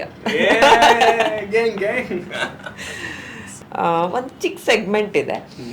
ಬಿಜು ಅಂದ್ರೆ ಮ್ಯೂಸಿಕ್ಕು, ಸಾಂಗ್ಸ್ಗೆ ರಿಲೇಟೆಡ್ ಕನೆಕ್ಟೆಡ್ ಆಗಿರೋದ್ರಿಂದ ಒಂದಷ್ಟು ಸಾಂಗ್ಸ್ ನೇಮ್ಸ್ ಹೇಳ್ತಾ ಹೋಗ್ತೀನಿ. ಒಂದು ಲೈನ್ ಹೇಳ್ತೀನಿ, ಆ ಹಾಡು ಆ ಸಾಲುಗಳು ನಿಮ್ಗೆ ಯಾವ ಸಿಚುವೇಶನ್ಗೆ ನಿಮ್ ಲೈಫಲ್ಲಿ ಕನೆಕ್ಟ್ ಆಗುತ್ತೆ ಅಂತ ಹೇಳ್ಬೇಕು. ಖಂಡಿತ. ಓಕೆ, ಡ್ರಾಮಾದು ಬೊಂಬೆ ಆಡ್ಸೋನು ಮೇಲೆ ಕುಂತವನು. ನಾನು ಹಾಡಿದ್ರೆ ಚೆನ್ನಾಗಿರಲ್ಲ, ಬಿಜು ಹಾಡಿದ್ರೆ ಚೆನ್ನಾಗಿರುತ್ತೆ. ಓಕೆ, ಬೊಂಬೆ ಆಡ್ಸೋನು ಮೇಲೆ ಕುಂತವನು ನಂಗೆ ನಿನಗೆ ಯಾಕೆ ಟೆನ್ಷನ್ನು. ಈ ಸಿಚುವೇಶನ್ ಬಂದು ಫಾರ್ ಎಕ್ಸಾಂಪಲ್ ಇವಾಗ UPS ಇಲ್ಲದೆ ಇರುವಂಥ ಟೈಮಲ್ಲಿ ಎಷ್ಟೊಂದು ಸಲ ಕರೆಂಟ್ ಹೋಗ್ಬಿಡೋದು. ನಾನು ಏನಾದರೂ ರೆಕಾರ್ಡ್ ಮಾಡಬೇಕಾದ್ರೆ ಅಥವಾ ಏನಾದರೂ ಇನ್ನೇನು ಕಳಿಸ್ಲೇಬೇಕು, ಡೆಡ್ಲೈನ್ ಮೀಟ್ ಆಗ್ತಿದೆ ಅಂತ ಹೇಳಿದಾಗೆಲ್ಲ ಸ್ಟುಡಿಯೋಸಲ್ಲಿ ಕ್ರ್ಯಾಶ್ ಆಗಿಬಿಟ್ರೆ, ಸಾಂಗ್ ಮುಕ್ಕಾಲು ಭಾಗ ರೆಕಾರ್ಡ್ ಮಾಡಿರ್ತೀನಿ 2-3 ಅವರಿಂದ, ಎಷ್ಟೊಂದು ಸಲ ಕ್ರ್ಯಾಶ್ ಆಗೋಗ್ಬಿಡುತ್ತೆ ಸಿಸ್ಟಮ್. ಆ ಟೈಮಲ್ಲಿ ಮುಂಚೆ ಆಗಿದ್ದಿದ್ರೆ ಫುಲ್ ರೇಜಿಗೆ ಬಂದು ಆಚೆ ಹೋಗಿ ನನಗೆ ಕೈ ಕಾಲಿಗೆ ಹೆಂಗೆ ಕುತ್ಕೊಂಡು ಹಂಗೆಲ್ಲ ಮಾಡಿಬಿಡ್ತಾ ಇದ್ದೆ. ಸೊ ಆವಾಗ ನಾನು ಯಾವಾಗ ಲೈಫ್ ಚೇಂಜ್ ಆಯಿತು ಅವಾಗಿಂದ ದಿಸ್ ಸಾಂಗ್ ಅಲ್ಲಿ ಈ ಥರ ಸಾಂಗೇ ಓಡುತ್ತೆ. Everything happens for a reason. ಮೇಲಿರೋನು ಏನೋ ಮಾಡ್ತಿದ್ದಾನೆ, ನಮ್ಮ ಪಾಡಿಗೆ ನಾವು ಚಿಲ್ ಆಗ್ಬಿಡುವ ಅಂತ. ಸೂಪರ್. ಇಷ್ಟೊಂದು ಕಾಮ್ ಅಂಡ್ ಕಂಪೋಸ್ಡ್ ಆಗಿರೋದು ಲೈಫಲ್ಲಿ ತುಂಬಾ ಜನ ನೋಡಿ ಕಲ್ತ್ಕೊಳ್ಳೋದಿದೆ. ನಿನ್ನಿಂದಲೇ ಸಿನಿಮಾದು ನೀನು ಇರುವಾಗ ಬೇರೇನು ಬೇಕಿಲ್ಲ. ಅಫ್ಕೋರ್ಸ್ ಏನಾದರೂ ಮನೆಗೆ ಹೋಗಿ ನಮ್ಮ ಮಿಸ್ಸಸ್ ಅವ್ರದ್ದು ಮುಖ ನೋಡಿದಾಗ ಎಷ್ಟೇ ಕಷ್ಟ, ಎಷ್ಟೇ ದಿನ ಫುಲ್ ಆಯಾಸ ಆಗಿದ್ರು, ಏನೇ ಸೈಕ್ ಆಗಿದ್ರು, ಏನೇ ಬೇಜಾರಾಗಿದ್ರು ಹಾಡಿ ಅವ್ರಿಗೋಸ್ಕರ ಹಾಡಿ ಬಂದಾಯ್ತು. ಅದು ನಂಗೆ ಕರೆಕ್ಟ್ ಟ್ಯೂನ್ ಗೊತ್ತಿಲ್ಲ. ನೀನು ಇರುವಾಗ ಬೇರೇನು ಬೇಕಿಲ್ಲ, ನೀನು ಇರುವಾಗ ಬೇರೇನು ಬೇಕಿಲ್ಲ. ಇಬ್ರು ಟೋನ್ ಅದು ಹಾಡ್ಲಿಲ್ಲ. ಎಣ್ಣೆ ನಮ್ದು ಊಟ ನಿಮ್ದು, ಇದು ನೋಡಿ ಕರೆಕ್ಟ್ ಆಗಿ ಬರುತ್ತೆ ಟೋನ್. ಎಣ್ಣೆ ನಮ್ದು ಊಟ ನಿಮ್ದು, ಇದು ಬಂದು ಯಾವ ಸಿಚುವೇಶನ್ಗೆ ಅಂದ್ರೆ ಎಲ್ಲ ಸಿಚುವೇಶನ್ಗೂ ಬಾಯ್ಸ್ ಯಾರಾದ್ರೂ ಕರೆದ್ರೆ ಕರೆಯೋಂದೇ ತಪ್ಪು. ಏನು ಉಳೊಂದೇ ಭೂಮಿ ಕರಿಯೊಂದೇ ತಪ್ಪು ಅಂತ ಹೊಸ ಗಾದೆ ಇದೆ. ಆ ಥರ ಕರೆದಾಗ ಹೋಗ್ತೀವಿ. ಊಟ ಬೇಕಿದ್ರೆ ನಾವು ತಗೊಂಡೋಗ್ತೀವಿ, ಸೈಡ್ ಡಿಶ್ ಏನೇ ಇರ್ಬೋದು, ಅದು ಇದೇನೇ ಇರ್ಬೋದು, ಬಟ್ ಎಣ್ಣೆ ಮಾತ್ರ ಇಂಪಾರ್ಟೆಂಟೇ ಇರಬೇಕು. ಅದು ಅವ್ರು ಕರ್ದಿರೋರೇ ಕರೆದಿರೋರ ಕರ್ತವ್ಯ. Okay, this one is special. Bad boys. ಇದು ನನ್ನ ಅಣ್ಣನ ಮಗ ಇದ್ದಾನೆ ಅದ್ವಿಕ್ ಅಂತ. ಅವನ ಜೊತೆ ಅವ್ನಿಗೆ ಹೇರ್ ಕಟ್ ಮಾಡ್ಸಕ್ಕೆ ಅಥವಾ ಇಲ್ಲ ಅಂತಂದ್ರೆ ಸ್ಕೂಲಿಂದ ಕರ್ಕೊಂಡ್ ಬರುವಾಗೆಲ್ಲ ನಾನು ಟೂ ವೀಲರ್ ನೋಡ್ತಾ ಇರ್ತೀವಿ. ಫೀಲಿಂಗ್ ಅದೇ ಇರುತ್ತೆ. ಬರ್ಬೇಕಾದ್ರೆ full psych on the street bad boys. ಏನ್ ಹಿಟ್ ಆಗಿತ್ತು ಅದು ಸಾಂಗ್. ಸ್ಟಿಲ್ ಸರ್ಪ್ರೈಸ್ ಏನಾಗಿತ್ತು ಅಂದ್ರೆ ಇವನ್ ಅಂಕಲ್ ಆಂಟೀಸ್ ಒಂದು ದೀಪಾವಳಿ ಸಂತೆ ಅಂತ ಒಂದು ಪರ್ಫಾರ್ಮ್ ಮಾಡಿದ್ವಿ. ಅದ್ರಲ್ಲಿ 60% ಕ್ರೀಮ್ ಕ್ರೌಡ್ ಇರೋದು, ಎಲ್ಲ 50 years ಪ್ಲಸ್ ಇದ್ದಾರೆ. They are all singing. ನಾನು ಪರ್ಫಾರ್ಮ್ ಮಾಡ್ಬೇಕಾದ್ರೆ ಒನ್ಸ್ ಮೋರ್ ಅನ್ಕೊಂಡು ನಾನು ಅನ್ಕೊಂಡಿದ್ದೆ ಬೇರೆ ಸಾಂಗ್ಗಳೆಲ್ಲ ಮಾಡ್ತಿದ್ವಿ. ಅವರೆಲ್ಲ ಅಂಕಲ್ ಆಂಟಿ ಎಲ್ಲ ಹಿಂಗೆ ಕೂತಿದ್ರು. ಒಂದು ಸ್ವಲ್ಪ ಹುಡುಗರು ಮಾತ್ರ ಎಂಜಾಯ್ ಮಾಡ್ತಾ ಇದ್ರು. ಈ ಸಾಂಗ್ ಬಂದಾಗ ಮಾತ್ರ ಒನ್ಸ್ ಮೋರ್. ಜಾಕಿ ಸಿನಿಮಾದು ಜಾಕಿ ಜಾಕಿ ಜಾಕಿ ಜಾಕಿ ಆ ಟೈಮಿಗೆ ಸೂಪರ್ ಹಿಟ್ ಆಗಿರೋ ಹಾಡದು. ಒನ್ ಮೋರ್ ಥಿಂಗ್, ಇದ್ರ ಮೂವಿದು ಒಂದು ಚಿಕ್ಕದೊಂದು ಹೇಳ್ಬಿಡ್ತೀನಿ ಏನು ಅಂತ. ಈ ಮೂವಿ ತುಂಬ ಮೋಟಿವೇಟ್ ಮಾಡಿದೆ ನನಗೆ. ಜಾಕಿ ಫಿಲಮಲ್ಲಿ ಪುನೀತ್ ಸರ್ ಅವರು ಹೇಗೆ even though he had nothing right, ಆ ಮೆಂಟಾಲಿಟಿ ಇದೆ ನೋಡಿ. ಏನೋ ಆಗ್ಬಿಡುತ್ತೆ, ಯಾರದೇ ಇರ್ಬೋದು, ಹಬ್ಬ ಪಟಾಕಿ ಹಚ್ಚೋರು ನಾವಿರ್ಬೇಕು, ಆ ಮೆಂಟಾಲಿಟಿ ಏನಿದೆಯಲ್ಲ ಅದನ್ನ ಲೈಫಲ್ಲಿ ತುಂಬ ಹೆಲ್ಪ್ ಮಾಡಿದೆ. And Jackie, Jackie, Jackie, Jackie, Jackie, Jackie, Jackie, Jackie. Every time, whenever I'm playing Uno, ಇದು ಅಂತ ಹೇಳಿ ಓಡುತ್ತೆ. So bro, I'm like dealing ಅನ್ನೋ ಥರ. ಅಂದ್ರೆ ಆ ಹಾಡಲ್ಲೂ ಸಾಲ್ಗಳಿದೆ. ಅಂದ್ರೆ ಅವ್ನು ಏನೇನು ಕೆಲಸ ಮಾಡ್ತಾನೆ, ರಿಯಲ್ ಎಸ್ಟೇಟ್ ಮಾಡ್ತೀನಿ ಅಂತಾನೆ, ಇನ್ಯಾವುದೋ ಹಿಟ್ಟಿನ ಮಿಲ್ ಇದೆ, ಇನ್ನೇನೋ ಮಾಡ್ತಾನೆ, ಮತ್ತೊಂದು ಮಾಡ್ತಾನೆ, ಬಟ್ ಏನೋ ಮಾಡ್ತೀನಿ ಗುರು ಲೈಫಲ್ಲಿ ಅನ್ನೋದೊಂದು ಜೋಶ್ ಇರುತ್ತೆ. ಇದನ್ನ ನನ್ನ ಲೈಫ್ಗೆ ಅಳವಡಿಸ್ಕೊಂಡ್ಬಿಡ್ಬೋದು. ಯಾಕಂತ ಅಂದ್ರೆ ನಾನು ಬರೀ ಒಬ್ಬ ರ್ಯಾಪರ್ ಆಗೇನೆ ಇದ್ಬಿಟ್ಟಿದ್ರೆ ನನ್ಗೆ I think there would be very hard time. ನಾನು ಬಿಟ್ಬಿಡ್ಬೋದಿತ್ತು ಈ ಕರಿಯರ್ನ. ನೀವು ಹೇಳ್ದಂಗೆನೆ ಬೇಸಿಕ್ಲಿ ನಾನು ಲಿರಿಕ್ಕು ಬರೀತಿದೆ, ಮೂವೀಸ್ಗೆ ಆಡ್ಸ್ ತುಂಬಾ ಕಂಪೋಸ್ ಮಾಡಿದ್ದೀನಿ. ಆಲ್ಮೋಸ್ಟ್ ನಿಮ್ದು ಯಾವ್ದಾವ್ದು ಮೇನ್ ರೇಡಿಯೋ ಸ್ಟೇಷನ್ಸ್ ಇದೆ ಬೆಂಗಳೂರಲ್ಲಿ, ಎಲ್ಲದಕ್ಕೂ ನಾನು 3-4 ಜಿಂಗಲ್ ಅಂತೂ ಮಾಡೇ ಇದ್ದೀನಿ. ಆ್ಯಂಡ್ ಆಕ್ಟ್ ಮಾಡಿದ್ದೀನಿ, ಆಡ್ಸ್ ಅಲ್ಲಿ ಆಕ್ಟ್ ಮಾಡಿದ್ದೀನಿ, ಮಾಡಲ್ ಆಗಿ ಹಿಂದೆ ಮುಂದೆ ಎಲ್ಲ ನಿಂತ್ಕೊಂಡು ಅಲ್ಲಿ ದೂರದಲ್ಲಿ ನಿಂತ್ಕೊಳ್ಳೋದು, 10ನೇ ರೋಲ್ ನಿಂತ್ಕೊಳ್ಳೋದು, ಅದು ಮಾಡಿದ್ದೀನಿ. ಡೈರೆಕ್ಟರ್ಸ್ಗೆ ಅಸಿಸ್ಟೆಂಟ್ ಆಗೋ ಕೆಲಸ ಮಾಡಿದ್ದೀನಿ, 2-3 ಒಂದು ಮೂವಿಗೆ ಮಾಡಿದ್ದೀನಿ. ಆ್ಯಂಡ್ ದೆನ್ ತುಂಬ ಆ್ಯಡ್ಸ್ಗೆಲ್ಲ ಅಸಿಸ್ಟೆಂಟ್ ಆಗಿ ಮಾಡಿದ್ದೀನಿ, ಮ್ಯೂಸಿಕ್ ವೀಡಿಯೋಸ್ಗೆ ಅಸಿಸ್ಟೆಂಟ್ ಡೈರೆಕ್ಟರ್ ಆಗಿ ಮಾಡಿದ್ದೀನಿ. ಆ್ಯಂಡ್ ಅಫ್ಕೋರ್ಸ್ ಇದೆಲ್ಲ ಜಾಕಿ ಜಾಕಿ ಜಾಕಿ ಫೀಲೇ ಬರುತ್ತೆ ಅದೆಲ್ಲ ನೆನ್ಸ್ಕೊಂಡ್ರೆ. Okay, last one. I am villain. ಬಿಜ್ಜು ವಿಲನ್ ಆಗೋದು ಯಾವ ಸಿಚುವೇಶನ್ ಅಲ್ಲಿ? ಇದು ಬಂದು ಪೇಮೆಂಟ್ಸ್ ಡಿಲೇ ಅಲ್ಲ. ಪೇಮೆಂಟ್ಸ್ ಡಿಲೇ ಆದಾಗಂದ್ರು ಎಸ್ಪೆಷಲಿ ಕಾನ್ಸರ್ಟ್ಸ್, ಅಲ್ಲಿವರೆಗೂ ಫುಲ್ ತಣ್ಣಗೆ ಆ ಫೇಸ್ ನೋಡೇ ಇರಲ್ಲ. ಲೈಕ್ ನಾನು ಹಂಗೆ ಆಡಬಹುದಾ ಅಂತಾನೂ ಗೊತ್ತಿರಲ್ಲ ಅವ್ರಿಗೆ. ಲೈಕ್ ಆ ಥರ ರೇಜ್ ಆಗ್ಬಿಡುತ್ತೆ. ಇದನ್ನ ಹೇಳ್ಬಾರ್ದು, ಒಂದು ಕಡೆ ಆರ್ಗನೈಸರ್ನ ಲಾಕ್ ಮಾಡಿಬಿಟ್ಟಿದ್ವಿ. ಯಾಕೆ ಅಂತ ಅಂದರೆ I think it was Mandya ಎಲ್ಲೋ ಒಂದು ಶೋ ಮಾಡಿದ್ವಿ. ಶೋ ಮಾಡಿಬಿಟ್ಟು 50% advance is a thing right. Advance ತೊಗೊಂಡು ಎಲ್ಲ ಮಾಡ್ತಾರೆ. ಇವರು ಅಡ್ವಾನ್ಸೇ ಕೊಟ್ಟಿಲ್ಲ, ಏನೋ ಹೋಗ್ಲಿ ಫ್ರೆಂಡ್ಲಿ ಇದರಲ್ಲಿ ಹೋಗ್ಬಿಟ್ಟು ಮಾಡಿದ್ದೀವಿ. ಶೋ ಮಿಡ್ಲಲ್ಲೂ ಗಲಾಟೆ ಅದು ಇದು ಎಲ್ಲ ಆಯಿತು. ಅದನ್ನು ಓಕೆ, ನಾವು ಇಡಿನ್ ಮೈಂಡ್ ಬೇರೆ ಕಡೆ ಗಲಾಟೆ ಆದರೆ ಶೋ ಇಂದ ಆರ್ಟಿಸ್ಟ್ ಹೋಗ್ಬಿಡ್ತಾರೆ. ನಾವು ಅಂತಲ್ಲಿ ನಾವೇ ಗಲಾಟೆ ಮಾಡಿ ಗಲಾಟೆ ಮಾಡಿದವನು ಓಡಿಸಿ ಶೋನು ಮುಗಿಸ್ಕೊಟ್ಬಿಟ್ಟು ಬಂದರೆ ಯಪ್ಪಿ ಪೇಮೆಂಟಲ್ಲಿ ಊಟ ತಿಂಡಿನೂ ಕೇಳಿಲ್ಲ. ಆವತ್ತು ತೋರಿಸ್ಬೇಕಾಯ್ತು ವಿಲನ್ ಮುಖ. ಆಮೇಲೆ ಲಾಕ್ ಮಾಡಿ ಒಂದು ಆಲ್ಮೋಸ್ಟ್ ಹತ್ರ ಒಂದಿನ ಲಾಕ್ ಮಾಡ್ಕೊಂಡಿದ್ದೀವಿ ಒಂದು ರೂಮಲ್ಲಿ. ಅವಾಗ ಆ ಫೇಸ್ ನೋಡಿ ನನಗೆ ಅನಿಸ್ತು, ಓ ಗುರು ನಾನು ಹಿಂಗೆ ಹಾಕ್ಬೋದಾ. ಕರೆಕ್ಟ್ ಮಾಡಿರೋ ಕೆಲಸಕ್ಕೆ ಕರೆಕ್ಟ್ ಆಗಿರೋ ಅಪ್ರಿಸಿಯೇಷನ್, ಒಂದು ಬೇಸಿಕ್ ರೆಸ್ಪೆಕ್ಟ್ ನಾವೆಲ್ಲರೂ ಡಿಸರ್ವ್ ಮಾಡ್ತೀವಿ, ಅದನ್ನ ಎಕ್ಸ್ಪೆಕ್ಟ್ ಕೂಡ ಮಾಡ್ತೀವಿ, ಅದು ತಪ್ಪು ಕೂಡ ಇಲ್ಲ. Okay, thank you so much. ಇಷ್ಟು ನಿಮ್ಮ ಅಮೂಲ್ಯವಾದ ಕ್ಷಣಗಳನ್ನು ನಮ್ಮ ಜೊತೆ ಸ್ಪೆಂಡ್ ಮಾಡಿದ್ದಕ್ಕೆ. ಒಂದಷ್ಟು ಥಾಟ್ಫುಲ್ ಆಗಿತ್ತು, ಇನ್ಫಾರ್ಮೇಟಿವ್ ಆಗಿತ್ತು ಇವತ್ತಿನ ಪಾಡ್ಕಾಸ್ಟ್. ನಿಮ್ಮ ಸಕ್ಸಸ್ ಜರ್ನಿ ಹೀಗೆ ಮುಂದುವರಿಲಿ. Thank you. ತುಂಬ ಥ್ಯಾಂಕ್ಸ್ ಕರೆದಿದ್ದಕ್ಕೆ. ತುಂಬ ಖುಷಿ ಆಯಿತು ಬಂದು ಬಿಚ್ಚಿ ಮಾತಾಡಿದ್ದು ಅಂತ ಏನು ಹೇಳ್ತೀವಿ ಆ ಥರ ಮಾತಾಡಿ ಎಲ್ಲ ಏನೇನು ಹೇಳಬೇಕಿತ್ತು, ಏನೇನು ಪೆಂಟಪ್ ಆಗಿತ್ತು ಒಳಗಡೆ ಎಲ್ಲ. ಇದು ಎಷ್ಟೊಂದು ಸಲ ಅನ್ಕೋತಿದ್ದೆ ಈ ಥರ ಅಡ್ವೈಸಸ್ ನನ್ಗೆ ಗೊತ್ತಿರೋ ಅಂತ ಏನೋ ಒಂದು ಕೆಲವೊಂದು ಚಿಕ್ಕ ಪುಟ್ಟ ಹೇಳಬೇಕು ಅಂತ. ಬಟ್ ನಾನು ಸೋಷಿಯಲ್ ಮೀಡಿಯಾಲಂತರೂ ನಾನು ಆ್ಯಕ್ಟಿವ್ ಇಲ್ಲ, ಅದು ಹೇಳ್ಕೊಬೇಕು ಅಂತ ಆಸೆ ಇರ್ತಾ ಇತ್ತು. ಬಟ್ ಇಲ್ಲಿ ಬಂದು ಅದನ್ನೆಲ್ಲ ಹೇಳ್ಕೊಂಡಿದ್ದು, ನಮ್ಮ ಗಂಡು ಮಕ್ಕಳಿಗೆ ಎಷ್ಟೊಂದು ಪಾಯಿಂಟರ್ಸ್ ಕೊಟ್ಟಿದ್ದು ನನಗೂ ಖುಷಿ ಆಗುತ್ತೆ. ಯಾಕಂತ ಅಂದರೆ ಐ ವಾಂಟ್ ಆಲ್ ದ ಗಂಡು ಮಕ್ಕಳು to thrive and become number 1 and settle down in life. Yeah, settle down in life, true. And also the ಹೆಣ್ಮಕ್ಳು to follow me more and of course. ಅಯ್ಯೋ ಮದುವೆ ಆಗ್ಬಿಟ್ಟಿದೆ ಎಲ್ಲಿ ಫಾಲೋ ಮೈ ವರ್ಕ್ ಅನ್ನಿ. Follow my work and like share subscribe and celebrity ಪಾಡ್ಕಾಸ್ಟ್ನ ಕೂಡ like share subscribe ಮಾಡಿಲ್ಲ ಅಂತ ಅಂದರೆ ಆಸ್ ಐ ಸೇ ನಿಮ್ಮ ಮಂದಿಯವ್ರ ಮೇಲೆ ಆಣೆ. ಸೂಪರ್.